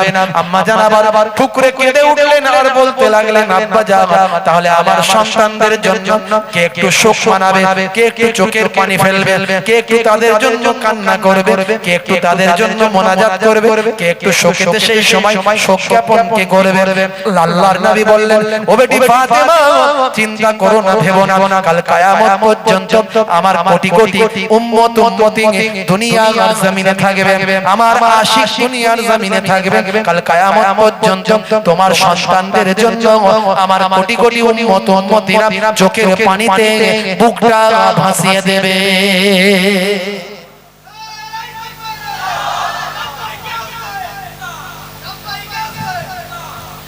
হে তরুণ যুবকেরা, হে আমার বন্ধুরা, শুনে রেখে দিন বাবা, জেনে রেখে দেন। তাই মুহররম মাস যখন আসে, মুহররম মাসে মানুষ ইমাম হাসান ইমাম হুসাইনকে ভালোবেসে তারা দান করতে থাকে, সাদকা করতে থাকে, বেশি বেশি তেলাওয়াত করতে থাকে, বেশি বেশি রোজা রাখতে থাকে, বেশি বেশি ভাই আমার নামাজটা পড়তে থাকে, ইমাম হাসান ইমাম হুসাইন হুজুরদের আলোচনা করতে থাকে, তাদের আদর্শকে মাথায় নিয়ে চলার প্রতিজ্ঞা করতে থাকে, তাদের জীবন জিন্দেগির আলোচনা শুনতে থাকে। ইমাম হাসান ইমাম হুসাইন কারবালা হুজুরদের শহাদা হুজুরদের জন্য চোখের পানিতে বুকটা ভাসিয়ে দেয়। তবে ইসলামে বলা হয়েছে কেমন শোক হবে, শোকটা কেমন হবে। এক শ্রেণীর মানুষ তারা শোক জ্ঞাপন করে। কি শোক জ্ঞাপন করে? দেখবেন রাস্তায় ভাই আমার হাতে গায়ে শিকল বেঁধে দৌড়াচ্ছে আর ইয়া হাসান ইয়া হুসেন করছে। দেখবেন লাঠি নিয়ে পিঠে দুমদাম করে পিটছে, রক্ত ঝরিয়ে ফেলছে, আছে না নাই? আবার দেখবেন তবলা বাজাচ্ছে, ঢোল বাজাচ্ছে, ডিজে বাজাচ্ছে, দেখবেন। আবার দেখবেন গায়ে রক্ত বের করছে, নিজের শরীর কেটে রক্ত বের করে ফেলছে, এরকম করছে। এটা ইসলামে শোক জ্ঞাপন করার পদ্ধতি নয়। তারা আবার হাদিস দেয়। কি হাদিস দেয়? বলে দয়ার নবী যখন ইন্তেকাল করেছেন তখন বাড়ির ভিতরে মায়েরা, মেয়েরা, বোনেরা তারা মাতম করেছে, তারা কেঁদেছে, তারা মুখে হাত চাপড়েছে, তারা কেঁদেছে। এমনকি মা আয়েশার কথাও বলে যে মা আয়েশাও নাকি তাদের মতো করে মুখে হাতে চাপড়ে আঘাত করে মাতম করেছে। এখন দেখতে হবে হাদিসটা কতটা সহিহ, হাদিসের রাবি কতটা সহিহ, হাদিসের অনেক ভাগ আছে, হাদিসের অনেক সোর্স আছে, সানাদ আছে, হাদিসের মধ্যে জাল আছে, মাউজু আছে, সহিহ আছে, হাসান আছে, বিভিন্ন হাদিসের ভাই আমার স্টেজ আছে, জানতে হবে। কিন্তু একেবারে সিয়াসিতা হাদিস, যে হাদিসকে পৃথিবীর সমস্ত আলেমরা বলেছেন সহিহ, এখান থেকে এরকম কোন পাওয়া যাবে না যে কেউ মারা গেলে তাকে বুকে হাতে চাপড়াতে হবে, বুকে আঘাত করতে হবে, রক্ত বের করা যাবে, এমন কোন সহিহ হাদিস আপনি পাবেন না। বরং বুখারী শরীফ এবং মুসলিম শরীফের হাদিসের মধ্যে এসেছে আল্লাহর নবী বলছেন, আমি ওই ব্যক্তি থেকে নয় যে কেউ মারা গেলে মাথা মুন্ডন করে ফেলে এবং বুক চাপড়ায়, কাপড় ছিঁড়ে ফেলে, এই রকম মানুষদের থেকে আমি নবী এদের দলে নয়, এরা আমার দলে নয়। এই রকম কেউ মারা গেলে বুক চাপড়ানো নিষেধ, মুখ চাপড়ানো নিষেধ, রক্ত বের করা নিষেধ। একেবারে আহলে সুন্নাহ ওয়াল জামাতের আলেমরা সকলে একমত। তাই আমরা শোক জ্ঞাপন করব, চোখের পানি ফেলবো, মোনাজাত করব, কাঁদবো তাদের জন্য, বুঝতে পারছেন? তাদের জন্য তেলাওয়াত করব, তাদের জন্য সওয়াব-রেসানি করব, তাদের জন্য মানুষকে খাওয়াবো, দান করব, মেহমানদারি করাবো, গরিব দুস্থদের দেব। ইমাম হুসাইন ইমাম হাসান হুজুরদের শহাদা কারবালা হুজুরদের নিয়ে আলোচনা করব, তাদের জীবন জিন্দেগিকে নিজেদের জীবনে বাস্তবায়িত করব। এইভাবে আমরা শোক জ্ঞাপন করব। ভালো করে বুঝবেন বাবা আমার, তরুণ যুবকেরা আমার, মুরব্বিয়ানেরা আমার, যদি ইমাম হুসাইন হুজুর ইন্তেকালের পরে যদি রক্ত বের করা জায়েজ হতো, তাহলে আমাদের নবী ইন্তেকালের পরে তাহলে জায়েজ কেন হতো না? আমাদের নবী ইন্তেকালের দিনে তাহলে তো আরো বেশি মানুষ রক্ত ঝরার কথা, ঠিক না? হে তরুণ যুবকেরা, সংক্ষেপ করে বলি, ছোট করে বলি, একটু ভাবুন। তাহলে সেই শহাদা হুজুরদের নিয়ে আমরা আলোচনা করি। কেন শহাদা হুজুরদের নিয়ে আলোচনা করব? এক শ্রেণীর মানুষ আবার বাড়িয়েছে, তারা বলে এত শহাদা হুজুরদের নিয়ে কেন আলোচনা করতে হবে? এত কারবালা কারবালা কারবালা নিয়ে কেন আলোচনা করার দরকার? এত ইমাম হাসান ইমাম হুসাইন নিয়ে এত আলোচনার কি দরকার? এই আশুরার দিনে তো অনেক ঘটনা ঘটেছে। এই আশুরার দিনে তো দুনিয়া তৈরি হয়েছে। এই আশুরার দিনে তো আদম নবী জান্নাত থেকে বেরিয়ে এসেছেন। এই আশুরার দিনে তো অনেক ঘটনা ঘটেছে। ইব্রাহিম নবী নমরুদের কবর থেকে মুক্তি পেয়েছে। বাবা মুসা কালিমুল্লাহ ফেরাউনের কবর থেকে নাজাত পেয়েছে। এত ঘটনা ছেড়ে দিয়ে শুধু কারবালা কারবালা নিয়ে আলোচনা কেন? হে তরুণ যুবকেরা, আমরা মুসা নবীর আলোচনা অন্য সময় করি, ঈসা নবীর আলোচনা অন্য সময় করি, কিন্তু মনে রাখবেন সমস্ত নবীদের নবী হলেন, সমস্ত নবীদের ইমাম হলেন আপনারা আমার আখেরি জামানার পয়গম্বর। সেই নবীর কলিজার টুকরা নাতিরা এই সময় শহীদ হয়েছিলেন। এই মুহররমের আশুরার দিনে শহাদায়ে কারবালা হুজুররা নির্মমভাবে শহীদ হয়েছিলেন। আর এই শাহাদাতের মধ্যে দিয়ে ইসলাম का जिंदा হয়েছে। ইসলাম जिंदा होता है हर কারবালা के बाद। কারণ ইমাম হুসাইন হুজুরের হাত ধরে ইসলাম পুনরায় জিন্দা হয়েছে। তাহলে ইসলাম চলে গিয়েছিল এজিদের হাতে।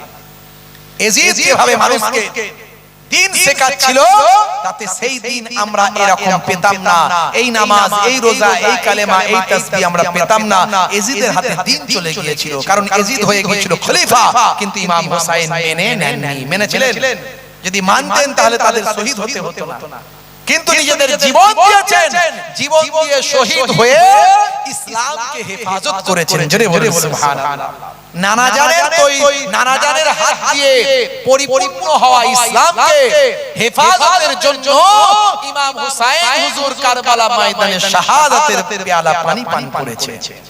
আহারে বন্ধুরা আমার, তরুণ যুবকেরা আমার, হে আমার মুরব্বিয়ানেরা, শুনে রেখে দিন বাবা, জেনে রেখে দেন। ইমাম হাসান ইমাম হুসাইন হুজুর বড় হতে লাগলেন। বাবা বড় হওয়ার পরে তাদের শাদী বিবাহের ব্যবস্থা করা হলো। অনেক ঘটনা।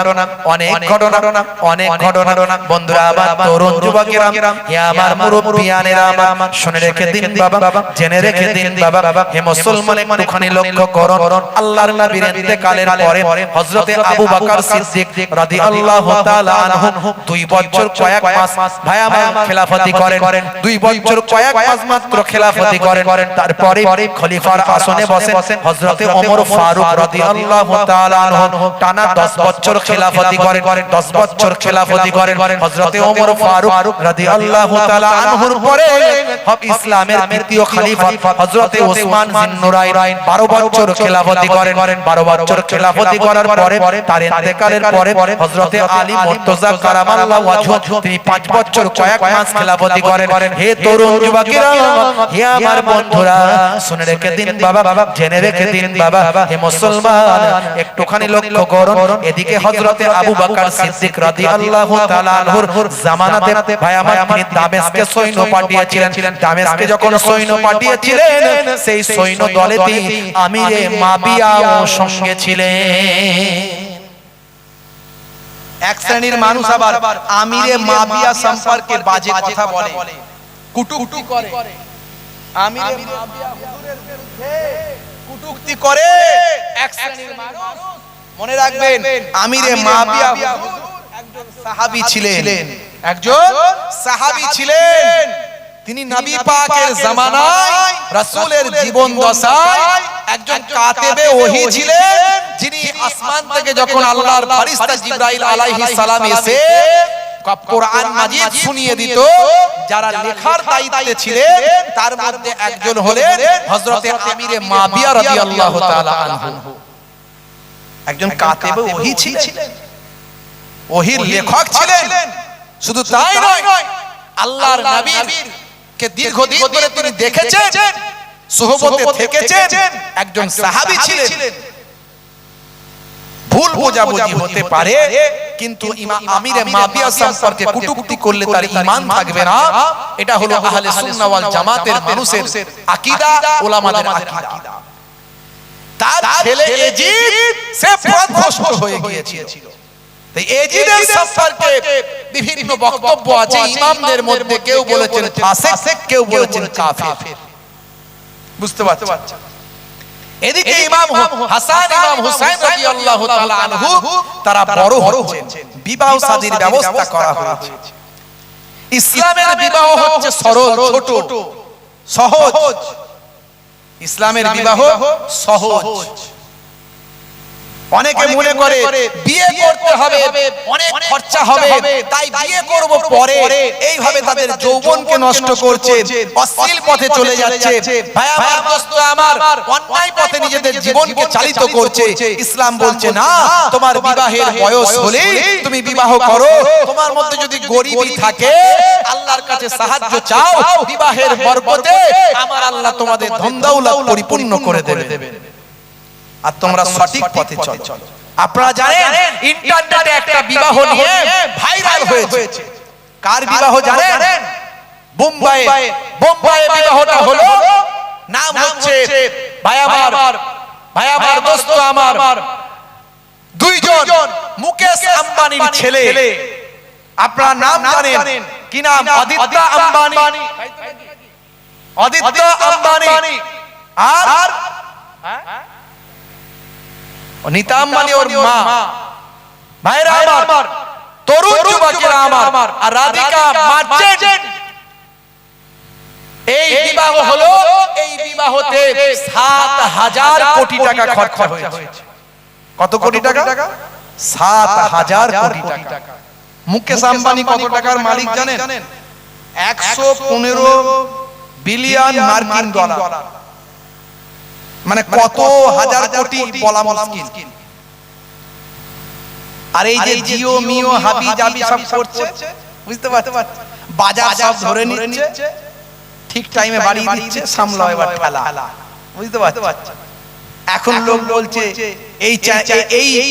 এই আমরা বিএসএনএল নেব, বিএসএনএল নেব, বুঝতে পারছো? খুব লাইন কিছুদিন ধরে সরকারি জিনিস চাই এবারে। আবার কিছুদিন পরে আবার অন্য লাইন অফার দিলেই মানুষ তো সুবিধা পাচ্ছে। আবার ওই একটা গেমের আগে আছে, ধরেন গেম, অ্যাবেটো গেম। হ্যাঁ, আদিত্য আম্বানি সেও বলছে যে আমি এই গেমটা খুব ভালোবাসি, এই গেমটা যদি কেউ ডাউনলোড করে খেলে শুধু লাভই হবে, লোকসান হবে না। এত টাকা করে পাবে, ৫ গুণ পাবে, হাই গুণ পাবে। একবারও বলছে না যে হেরে যাবে। ওর মাও নীতা আম্বানিও সে অ্যাড করছে, বাপও অ্যাড করছে, শাহরুখ খান অ্যাড করছে। খালি বলছে অ্যাবেটো গেম লেট করো। এই মোবাইল খুললেই জ্বালা যন্ত্রণায় অস্থির। শুধু অ্যাড। বুঝতে পারছো? ওই যে মাঝে মাঝে আমি ওই সব বন্ধ করে রেখে দিই, সব অপশন বন্ধ। বুঝতে পারছো? ভাইরা আমার, তরুণ যুবকেরা আমার, সচিন টেন্ডুলকারের মতো একজন ক্রিকেটার, সেও বলছে অ্যাবেটো ডাউনলোড করো, গেম লোড করো। আচ্ছা ভাই, সবাই যদি গেম লোড করে শুধু লাভ করবে, ইনকাম করবে, তাহলে দোকানদারি ব্যবসা বাণিজ্য করার দরকার নাই। গেম খেললেই তো সংসার চলবে, কথা ঠিক না? আরে গেম খেললেই তো ইনকাম হবে, কিন্তু হবে কি? হ্যাঁ, কোটি কোটি লোকের লস হয়ে যাবে। খালি লোড করবে, দেখবে খেলতে তো পারবে না, লাভও পাবে না, সব লস হয়ে গেল। আর ২-৪ জন খেলে তারা ইনকাম করবে, বিরাট ব্যাপার। ভাইরা আমার, এই মানুষকে বোকা বানিয়ে ধোঁকা দিয়ে ইনকাম করে কি লাভ? যুব সমাজ ধ্বংস হয়ে যাচ্ছে গেম খেলে খেলে।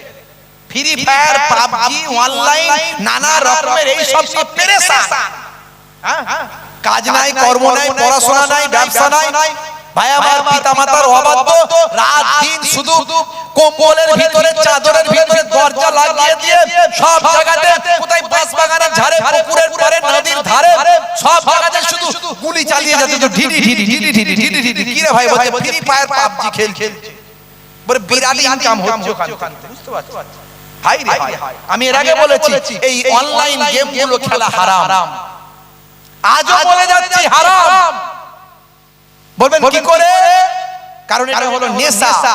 আল্লাহর নবী বলেছেন কুল্লু মুসকিরিন হারাম, প্রত্যেক নেশা হলো হারাম।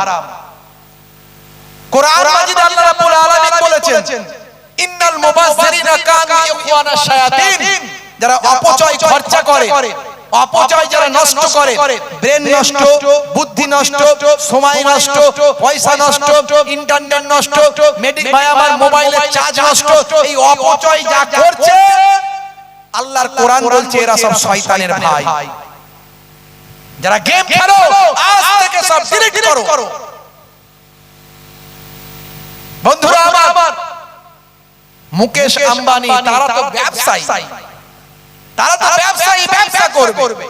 আপনি জানেন ছখানা ফুটবল গ্রাউন্ডের মতো জায়গা নিয়ে বাড়ি মুকেশ আম্বানি মুম্বাই, বুঝতে পারছেন?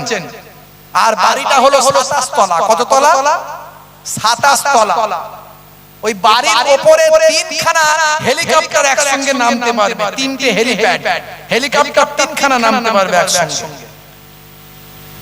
ঝুলন্ত বাগান আছে, ঝুলন্ত বাগান, আকাশ থেকে ঝুলে আছে বাগান, আকাশ থেকে ঝুলে আছে ঝর্ণা। সারা পৃথিবীর নামি দামি সেলিব্রিটিদের সব দাওয়াত করেছিল বিয়েতে, ছেলের বিয়েতে। তিনখানা স্পেশাল ফ্লাইট, স্পেশাল জেট, তিনখানা স্পেশাল জেট সারা বিশ্বের বিভিন্ন সেলিব্রিটিদের শুধু নিয়ে আসা নিয়ে যাওয়া করেছে। এর জন্য ঘন্টায় 7,000 টাকা করে নিয়েছে, 7 লাখ টাকা করে নিয়েছে এক ঘন্টায়। 1 ঘন্টায় 7 লাখ টাকা। এই প্লেনগুলো সেলিব্রিটিদের নিয়ে আসবে। কারা কারা এসেছিল জানেন? কে আসেননি এটা বলেন? কে আসেনি এটা বলেন? ভারতের প্রধানমন্ত্রী থেকে শুরু করে অন্যান্য জায়গার মুখ্যমন্ত্রী থেকে শুরু করে একেবারে জন সিনহা থেকে শুরু করে টনি ব্লেয়ার থেকে শুরু করে মাইক টাইসন থেকে শুরু করে আপনার কি বলবো আর কজনের নাম বলবো, শাহরুখ খান, সলমান খান থেকে শুরু করে এমন কোন সেলিব্রিটি ছিল না যে সেখানে এসেছিল। দুটো ইউটিউবার শুনলাম, এই ভাইরা যেমন ইউটিউব করে, এরা তো দিনের খেদমত করছে। আরো অনেক ইউটিউবার আছে, তারা বিভিন্ন রকম কাজ করে। বলে এই সুযোগে একবার আম্বানির ঘরে ঢুকে যায়, যদি বিয়ে বাড়িতে খাওয়া হবে, দেখাও হবে, খবরও হবে। বলছে দেখি কার্ড, দেখি দাওয়াত পেয়েছিলে? বলছে দাওয়াত কেন পাবো, আমরা মিডিয়ার লোক, ইউটিউবার।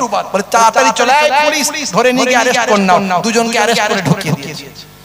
বুঝতে পারছেন কি সিস্টেম? আপনার ঘরে এলে যে পারবে না, আপনি পারবেন না। ভাইরা আমার, তরুণ যুবকেরা আমার, কত অপচয়, কত অহমিকা, কত আত্মগরিমা, কত দেখিয়ে দেওয়া। কয়েক কিলোমিটার দূরে ধারাবি বলে একটা বস্তি আছে, বস্তি।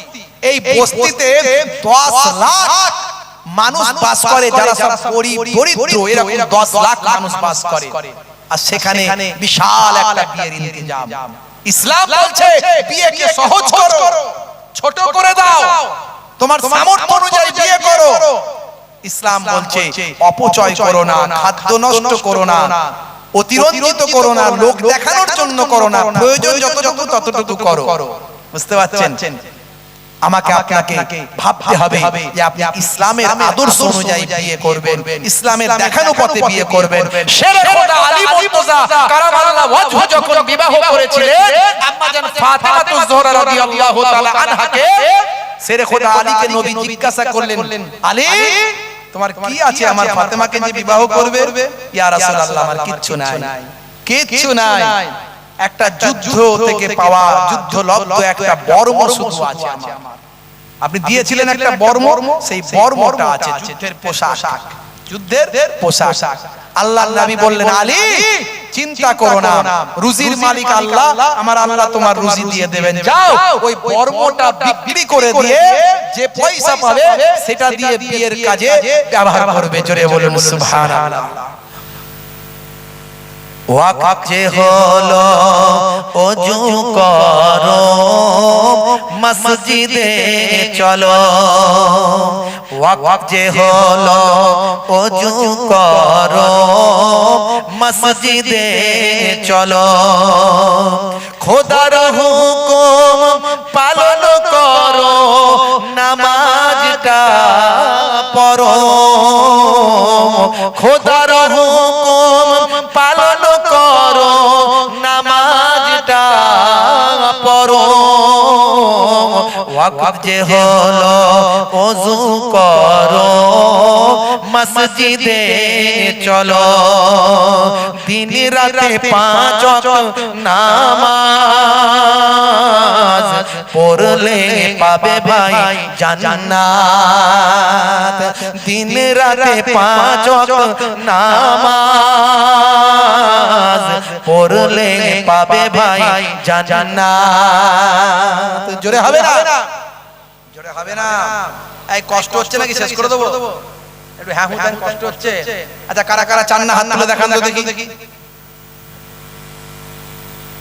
মানে ঝোঁকে ঝোঁকে চলে ফেলছে ঘুম পাচ্ছে তো রাত্রি হাই ডেটটা বেজে গেছে হাই ডেটটা বেজে গেছে সর্বনাশ দেখেছো ডেটটা বেজে গেছে আর আপনারা কিছু বলেন না চুপ করে বসে আছে তাহলে শেষ করে দিচ্ছি এখানে কি জি বলেন শেষ করে দিচ্ছি নাকি না হবে একটু ফিনিশিংটা দেবো শর্টকাটে ফিনিশিং হ্যাঁ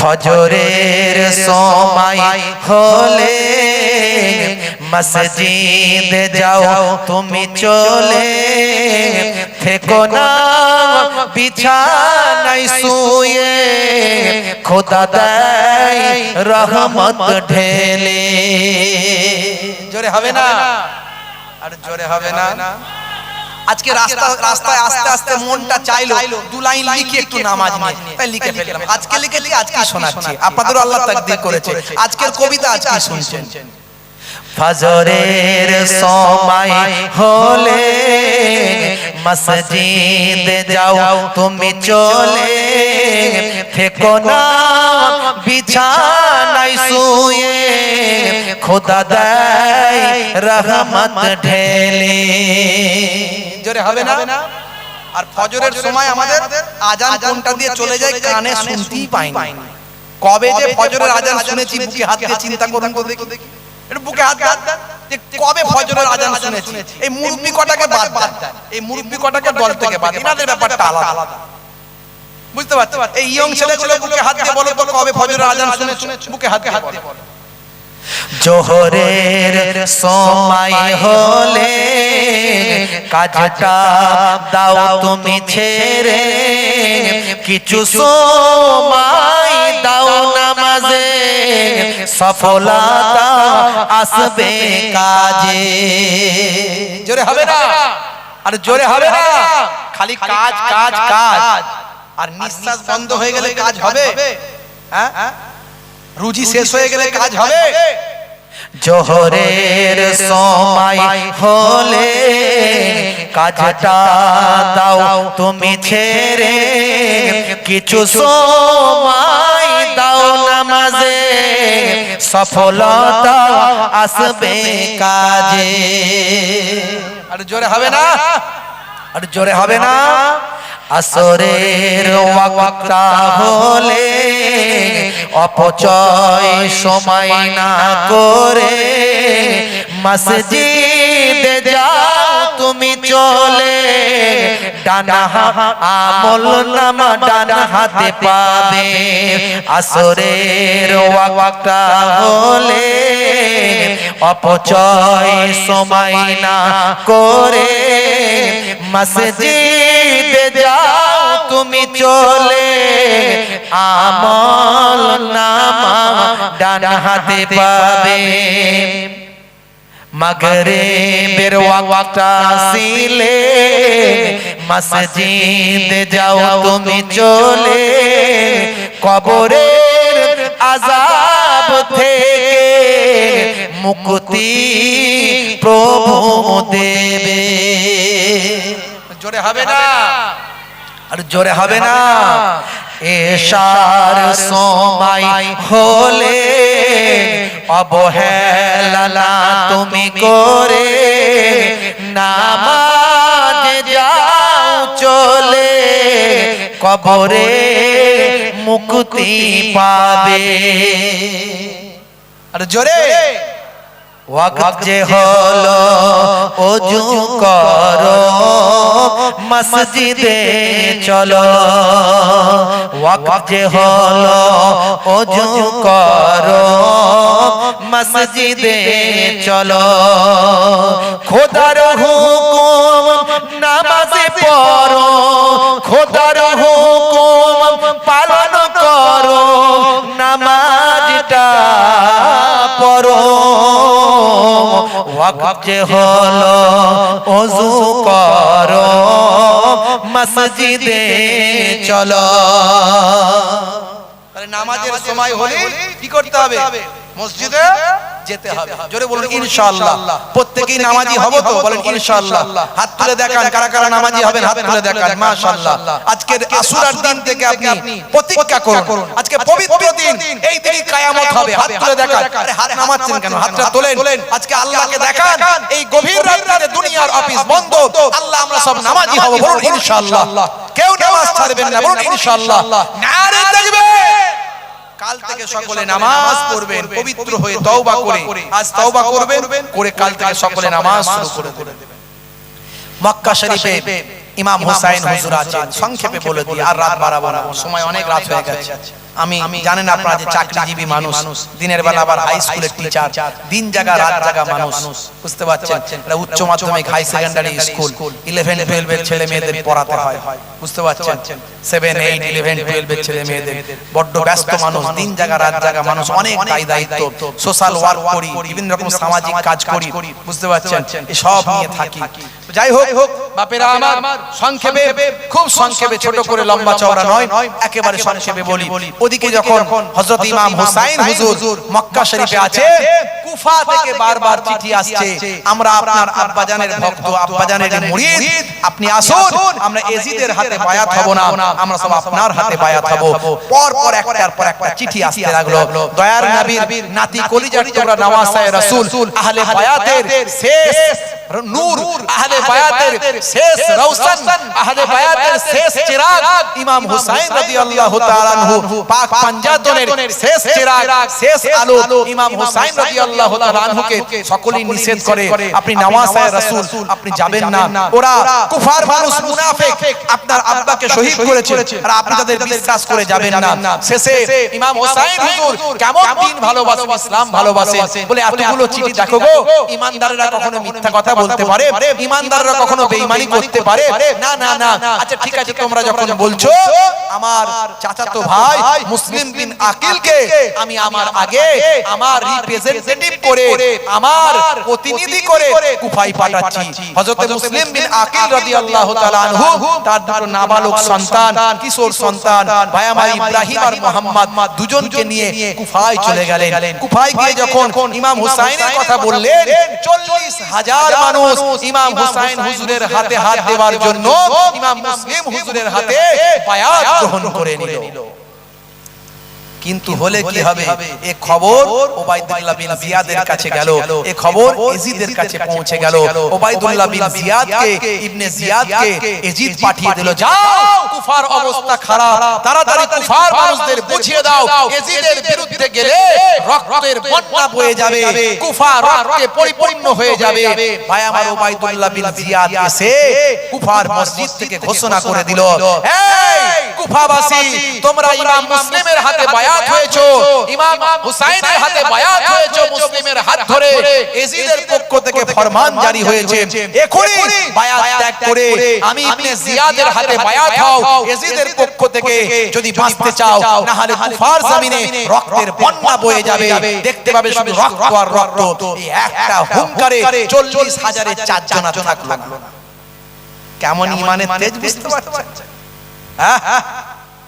খুব হুজুর হুজুর হুজুর হুজুর করে লাপাচ্ছে, হুজুরের জন্য জান দিয়ে দেব, ওরে সর্বনাশ, দাদা হুজুর জিন্দাবাদ, দাদা হুজুর জিন্দাবাদ। কি মহব্বত! সত্যি দাদা হুজুর জিন্দাবাদ, বিপদের সময় দাদা হুজুর জিন্দাবাদ করতে পারবেন? তাহলে জানবো হ্যাঁ, ঈমানের তেজ আছে, ঈমানের শক্তি আছে। তৎকালীন যুগে বিপদের সময় ইমাম হুসাইনকে তারা ভুলে গেল, ইমাম মুসলিমকে তারা ভুলে গেল, সঙ্গে সঙ্গে সব 40,000-এ 4 জন থাকলো। ইমাম মুসলিম রাদিয়াল্লাহু তাআলা আনহু বিপদ বুঝে প্রথমেই গিয়ে তিনি চিঠি লিখে দিয়েছিলেন, পৌঁছে গিয়েছিল কুফার অবস্থা ভালো 40,000 মানুষ বায়াত গ্রহণ করেছে এই কথা পেয়ে চিঠি পেয়ে ইমাম হুসাইন হুজুর 72 জন সঙ্গী নিয়ে 40 জন পুরুষ 32 জন মহিলা শিশু নিয়ে কুফার মানুষকে হেদায়েতের জন্য তিনি বেরিয়ে পড়েছেন তারপরে এই ঘটনা যখন ঘটলো আবার যখন চিঠি পাঠিয়েছেন চিঠি ধরা পড়ে গেছে চিঠি প্রেরককে হত্যা করা হয়েছে শহীদ করে দেয়া হয়েছে ইমাম মুসলিম রাদিয়াল্লাহু তাআলা আনহু উম্মে হানির বায়ামার উম্মে হানির বাড়িতে আশ্রয় গ্রহণ করেছেন কিন্তু পরে সেটাও ধরা পড়ে গেল উম্মে হানিকে শহীদ করে দেয়া হলো এদিকে আপনার ইমাম মুসলিমকে শহীদ করে দেয়া হলো এমন কি তার ছোট ছোট দুজন নাবালক সন্তান তাদেরকেও নির্মম ভাবে শহীদ করে দেয়া হয়েছিল ইমাম হুসাইন হুজুর কারবালা ময়দানে এসে হাজির হয়েছিলেন ভাই আমার দোস্ত আমার জীবনের শেষ রাত 61 হিজরি 9 মুহররম দিনগত রাত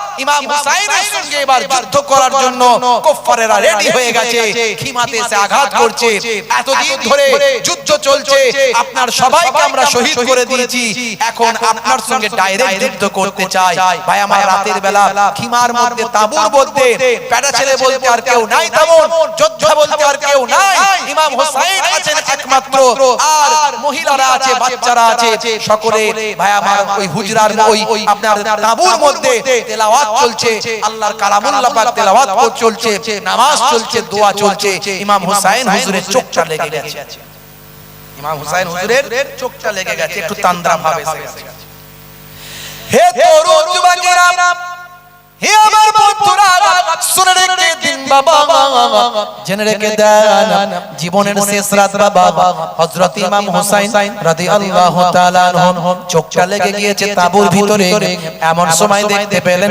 খ্বাব দেখতে পেলেন স্বপ্ন দেখতে পেলেন যে স্বপ্নটা বড় ভাই যান জীবনের শেষ রাতে দেখেছিলেন সেই স্বপ্নটাই হযরত ইমাম হুসাইনও দেখতে পেলেন আমি আল্লাহর জান্নাতের ভিতরে প্রবেশ করেছি একটা সিংহাসনে বসে আছেন আর নানা জান আখিরি জামানার পয়গম্বর আর একটা সিংহাসনে বসে আছেন আব্বা জান শেরে খোদা আলী মুর্তজা কারামাল্লাহু ওয়াজহু আর একটা সিংহাসনে বসে আছেন আম্মা জান খাতুনে জান্নাত আর একটা সিংহাসনে বসে আছেন বড় ভাই জান নওয়াজে রাসূল আর একটা সিংহাসনে বসে আছেন আমার চাচাতো ভাই হযরতে ইমাম মুসলিম রাদিয়াল্লাহু তাআলা আনহু নানা জান ডাক দিয়ে বলছেন ভাই হোসেন ও ভাই হোসেন ভাই হোসেন আর কতদিন দুনিয়ার জমিনে থাকবে এসো এসো এসো আল্লাহর জান্নাতে নানা নাতি একসঙ্গে বসবাস করি তবে ভাই হোসেন তুমি যখন দুনিয়ার জমিন ছেড়ে বিদায় নেবে তোমার উপর অনেক মুসিবত আসবে না সবরি করবে না ধৈর্য হারা হয়ে যাবে না কারণ তোমাদের দেখিয়ে কাল কিয়ামতের দিনে আমি আমার কোটি কোটি গুনাহগার উম্মত উম্মতীদের নাজাত করতে পারবো হে তরুণ যুবকেরা হে আমার মুরব্বিয়ানেরা স্বপ্ন ভেঙে গেল স্ত্রীকে বললেন স্ত্রী হে আমার কলিজার টুকরা স্ত্রী আল্লাহর হাওয়ালায় তোমাদের রাখছি আমি বড় ভাই জানতে স্বপ্ন দেখেছিলেন আমিও দেখলাম এটা আমার শেষ রাত আমার বিশ্বাস এটা আমার শেষ রাত তোমাদের আল্লাহর হাওয়ালায় রেখে দিয়ে যাব যুদ্ধ আমাকে করতে হবে ও বিবি শুনে রেখে দাও জেনে রেখে দাও আমাকে যুদ্ধে যেতে হবে বিবি বলে নিশ্চয় আমি আপনাকে বাধা দেব না কারণ আপনি আপনার নানা জানের রেখে যাওয়া দ্বীনের জন্য যুদ্ধ করবেন শুনে রেখে দিন জেনে রেখে দিন আপনার নানা জানের রেখে যাওয়া ইসলামকে হেফাজতের জন্য আপনি যুদ্ধে যাবেন আমি এর বিরোধিতা করা মানে আমি ইসলামের বাইরে চলে যাব না না আমি বিরোধিতা করব না আপনাকে আল্লাহর দ্বীনের জন্য আমি উৎসর্গ করব ছেড়ে দেব তবে শুনে রেখে দেন নবী বংশের নবী খানদানের ছোট সন্তান আলী আসগার 2.5 বছর আমার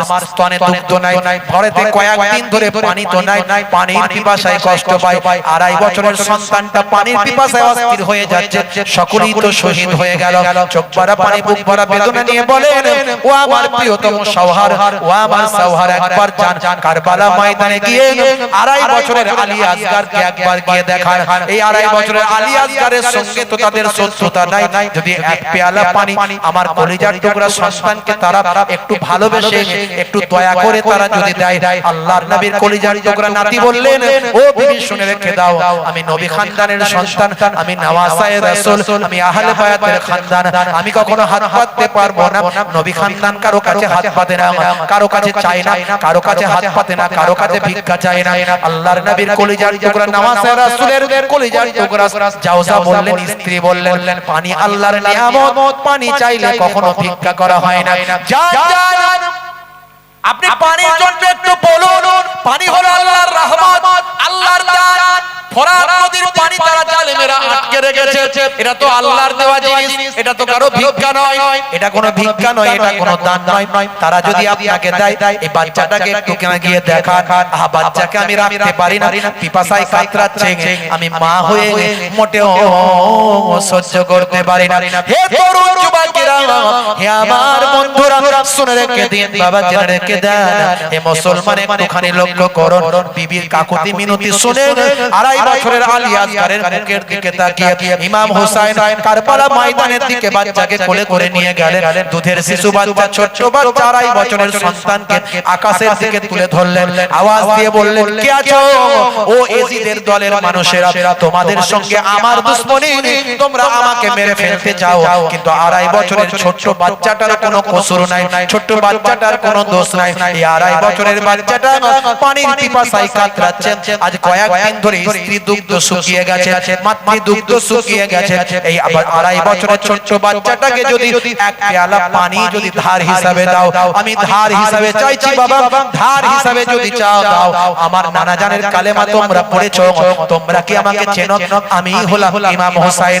আমি আমার নানা জান কত আমাকে কোলে নিয়েছেন, পিঠে নিয়েছেন, কত ভালোবেসেছেন, কত আদর করেছেন, সে আমি আমার নানা জানের নাতি।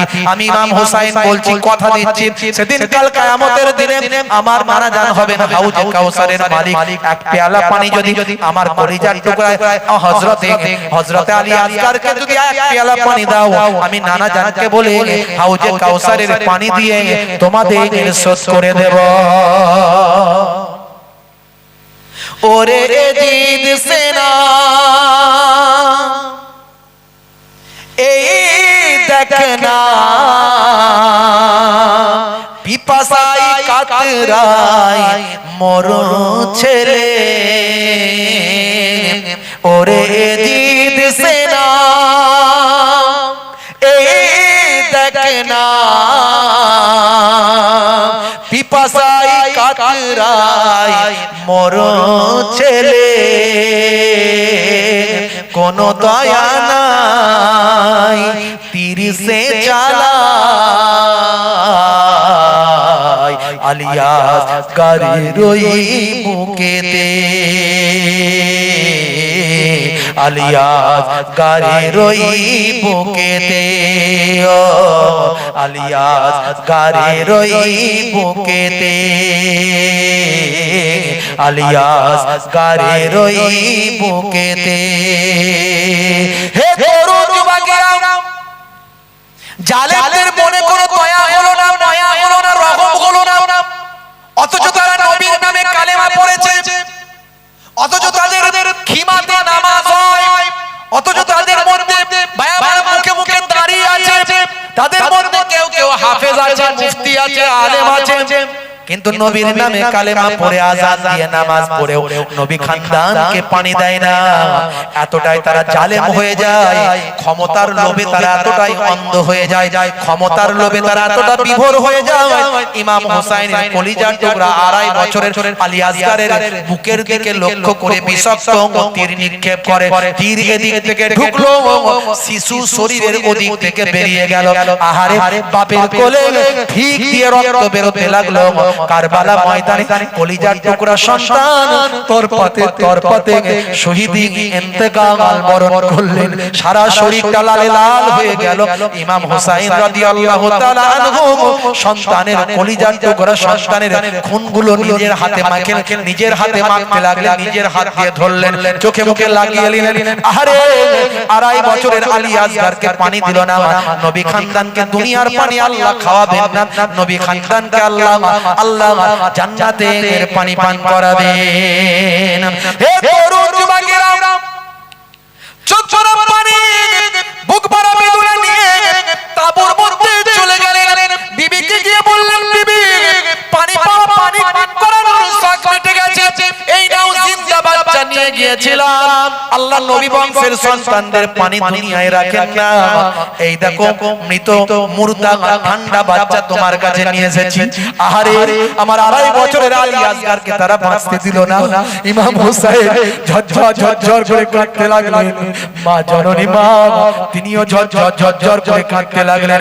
হে তরুণ যুবকেরা, হে আমার মুরব্বিয়ানেরা, অথচ ওলিয়া উলিয়ারা দোয়া চাইলে সঙ্গে সঙ্গে কবুল হয়ে যায়, আর নবীর নাতিরা দোয়া চাইলে কি কবুল হতো না? নিশ্চয় কবুল হতো। তারা কেবলমাত্র সবর করেছে, ধৈর্য ধারণ করেছে, তাকদীরকে তারা নিজেদের গ্রহণ করেছেন কোটি কোটি গুনাহগার উম্মত উম্মতীদের নাজাতের জন্য।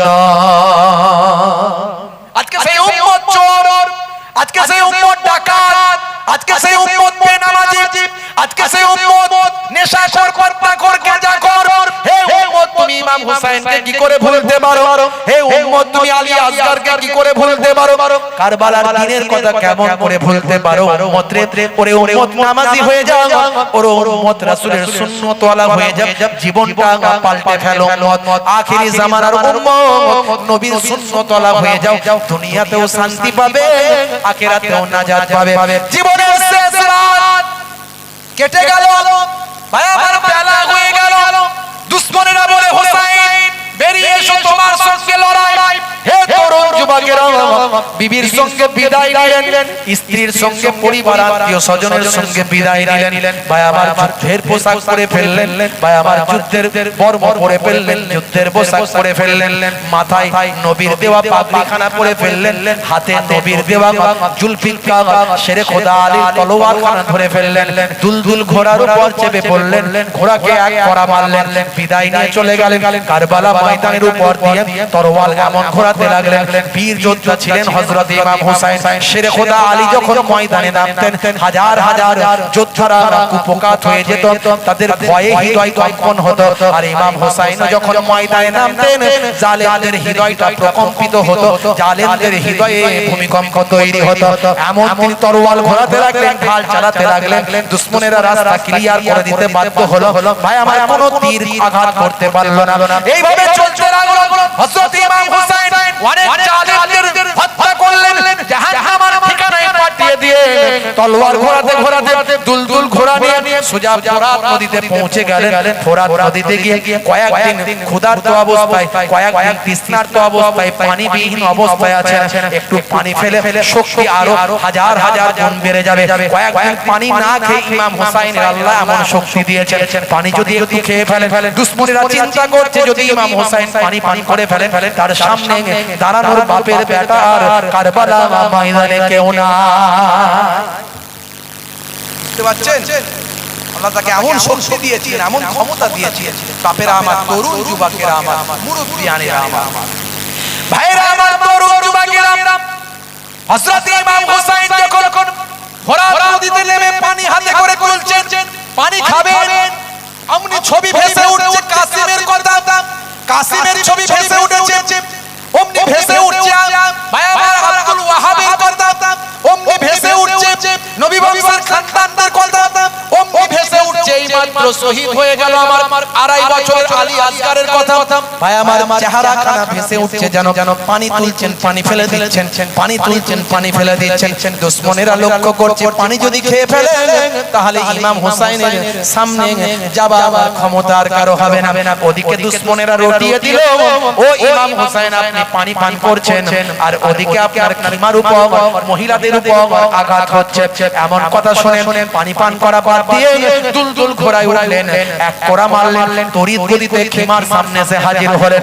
হে তরুণ যুবকেরা, দেখলেন খিমা সালামত আছে, তাবু সালামত আছে, ময়দানে চলে গেলেন, যুদ্ধ শুরু হলো।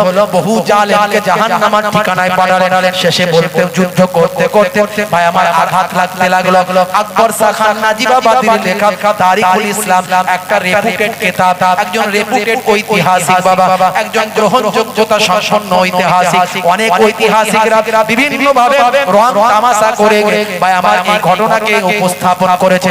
অনেকে নাটক করে দিয়েছে, অনেকে ড্রামা বানিয়ে দিয়েছে, অনেকে প্রেমের লীলা বানিয়ে দিয়েছে। এগুলো অন্যায়, এগুলো গুনাহের কাজ। নবী বংশের খানদান কখনো অনৈতিক কাজ করতে পারে না। নবীর নওয়াসারা কখনো অনৈতিক কাজ, অইসলামিক কাজ করতে পারে না। হে তরুণ যুবকেরা, হে আমার বন্ধু জেনে রেখে দেন আকবর শাহ খান নাজি বাবাদের লেখা তারিকুল ইসলামের মধ্যে লেখা হয়েছে সুনান বিন নাকি সুনান বিন নাকি এক জালেমের বল্লামের আঘাতে ইমাম হুসাইন রাদিয়াল্লাহু তাআলা আনহু কারবালা ময়দানে শহীদ হলেন শাহাদাতের পানি পেয়ালা পান করলেন ইন্না লিল্লাহি ওয়া ইন্না ইলাইহি রাজিউন সকলে করুন ইন্না লিল্লাহি ওয়া ইন্না ইলাইহি রাজিউন।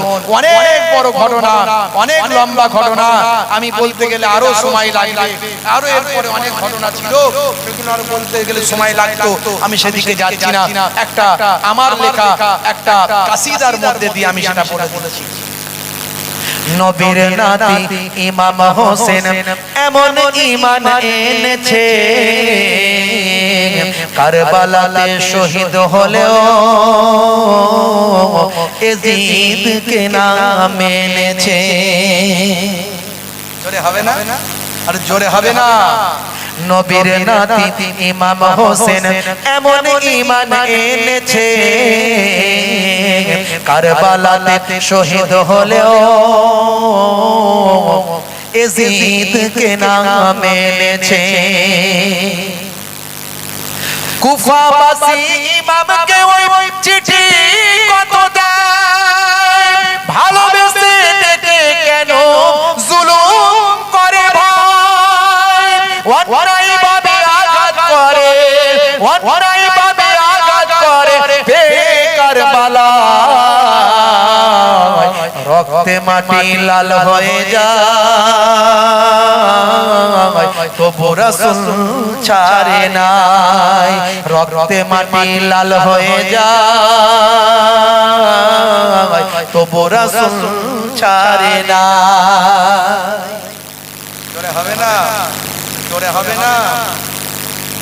কোটি মুমিন হায় হায় করে সকাল বিকাল মুখে মুহররম মাস এলে তাদের অশ্রু চোখে ঝরে রে অশ্রু চোখে ঝরে। কোটি মুমিন হায় হায় করে সকাল বিকাল মুখে মুহররম মাস এলে তাদের অশ্রু চোখে ধরে রে অশ্রু চোখে ঝরে। ওরে যদি নবীর নওয়াজ যিনি হলেন জান্নাতের যুব বাদশা। জোরে হবে না? আর জোরে হবে না?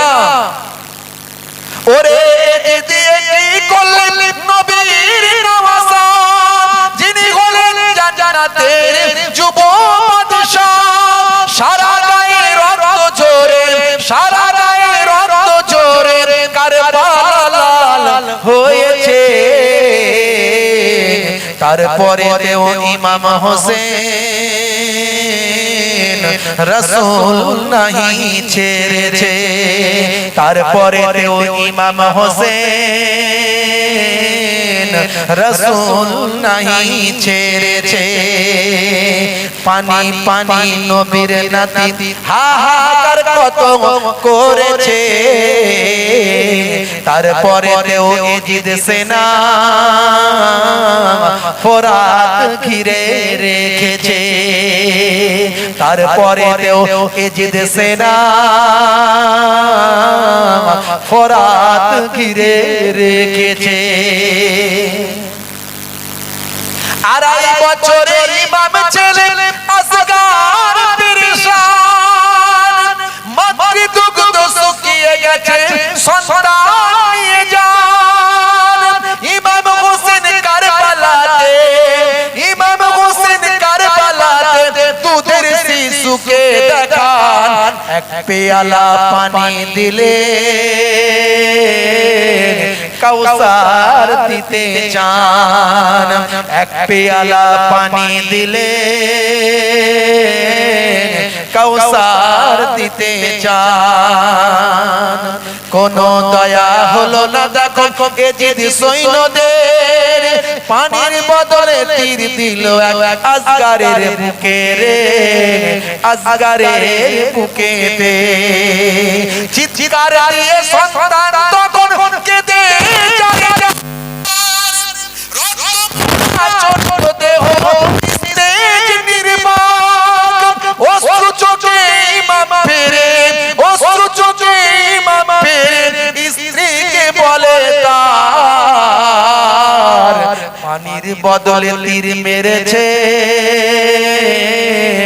সন্তান নাই আর, পানির বদলে তীর মেরেছে সন্তান নাই আর। নবীর নাতি ইমাম হোসেন এমন ঈমান এনেছে, কারবালাতে শহীদ হলেও এজিদকে না মেনেছে। জোরে হবে না, আর জোরে হবে না। ভাইরা আমার, তরুণ যুবকেরা আমার, মুরব্বিয়ানেরা আমার, আজকে সেই কারবালার ঘটনা কিছুটা আপনাদের মাঝখানে ধারাবাহিক ভাবে একেবারে পাট পাট না বলতে পারলেও এ টু জেড আপনাদের মাঝখানে একেবারে বলার চেষ্টা করলাম। বাদ সাজিয়ে বাপেরা আমার, সেই কারবালা একটা ত্যাগের শিক্ষা, কারবালা মাহাব্বতের শিক্ষা, কারবালা ইবাদতের শিক্ষা, কারবালা ঈমানের শিক্ষা, কারবালা নবী প্রেমের শিক্ষা। এগুলো আমাদের গ্রহণ করে নবী প্রেম, আহলে বায়াতের মাহাব্বত আমাদের বাড়াতে হবে। আল্লাহ আমাদের নামাজি পরেজগার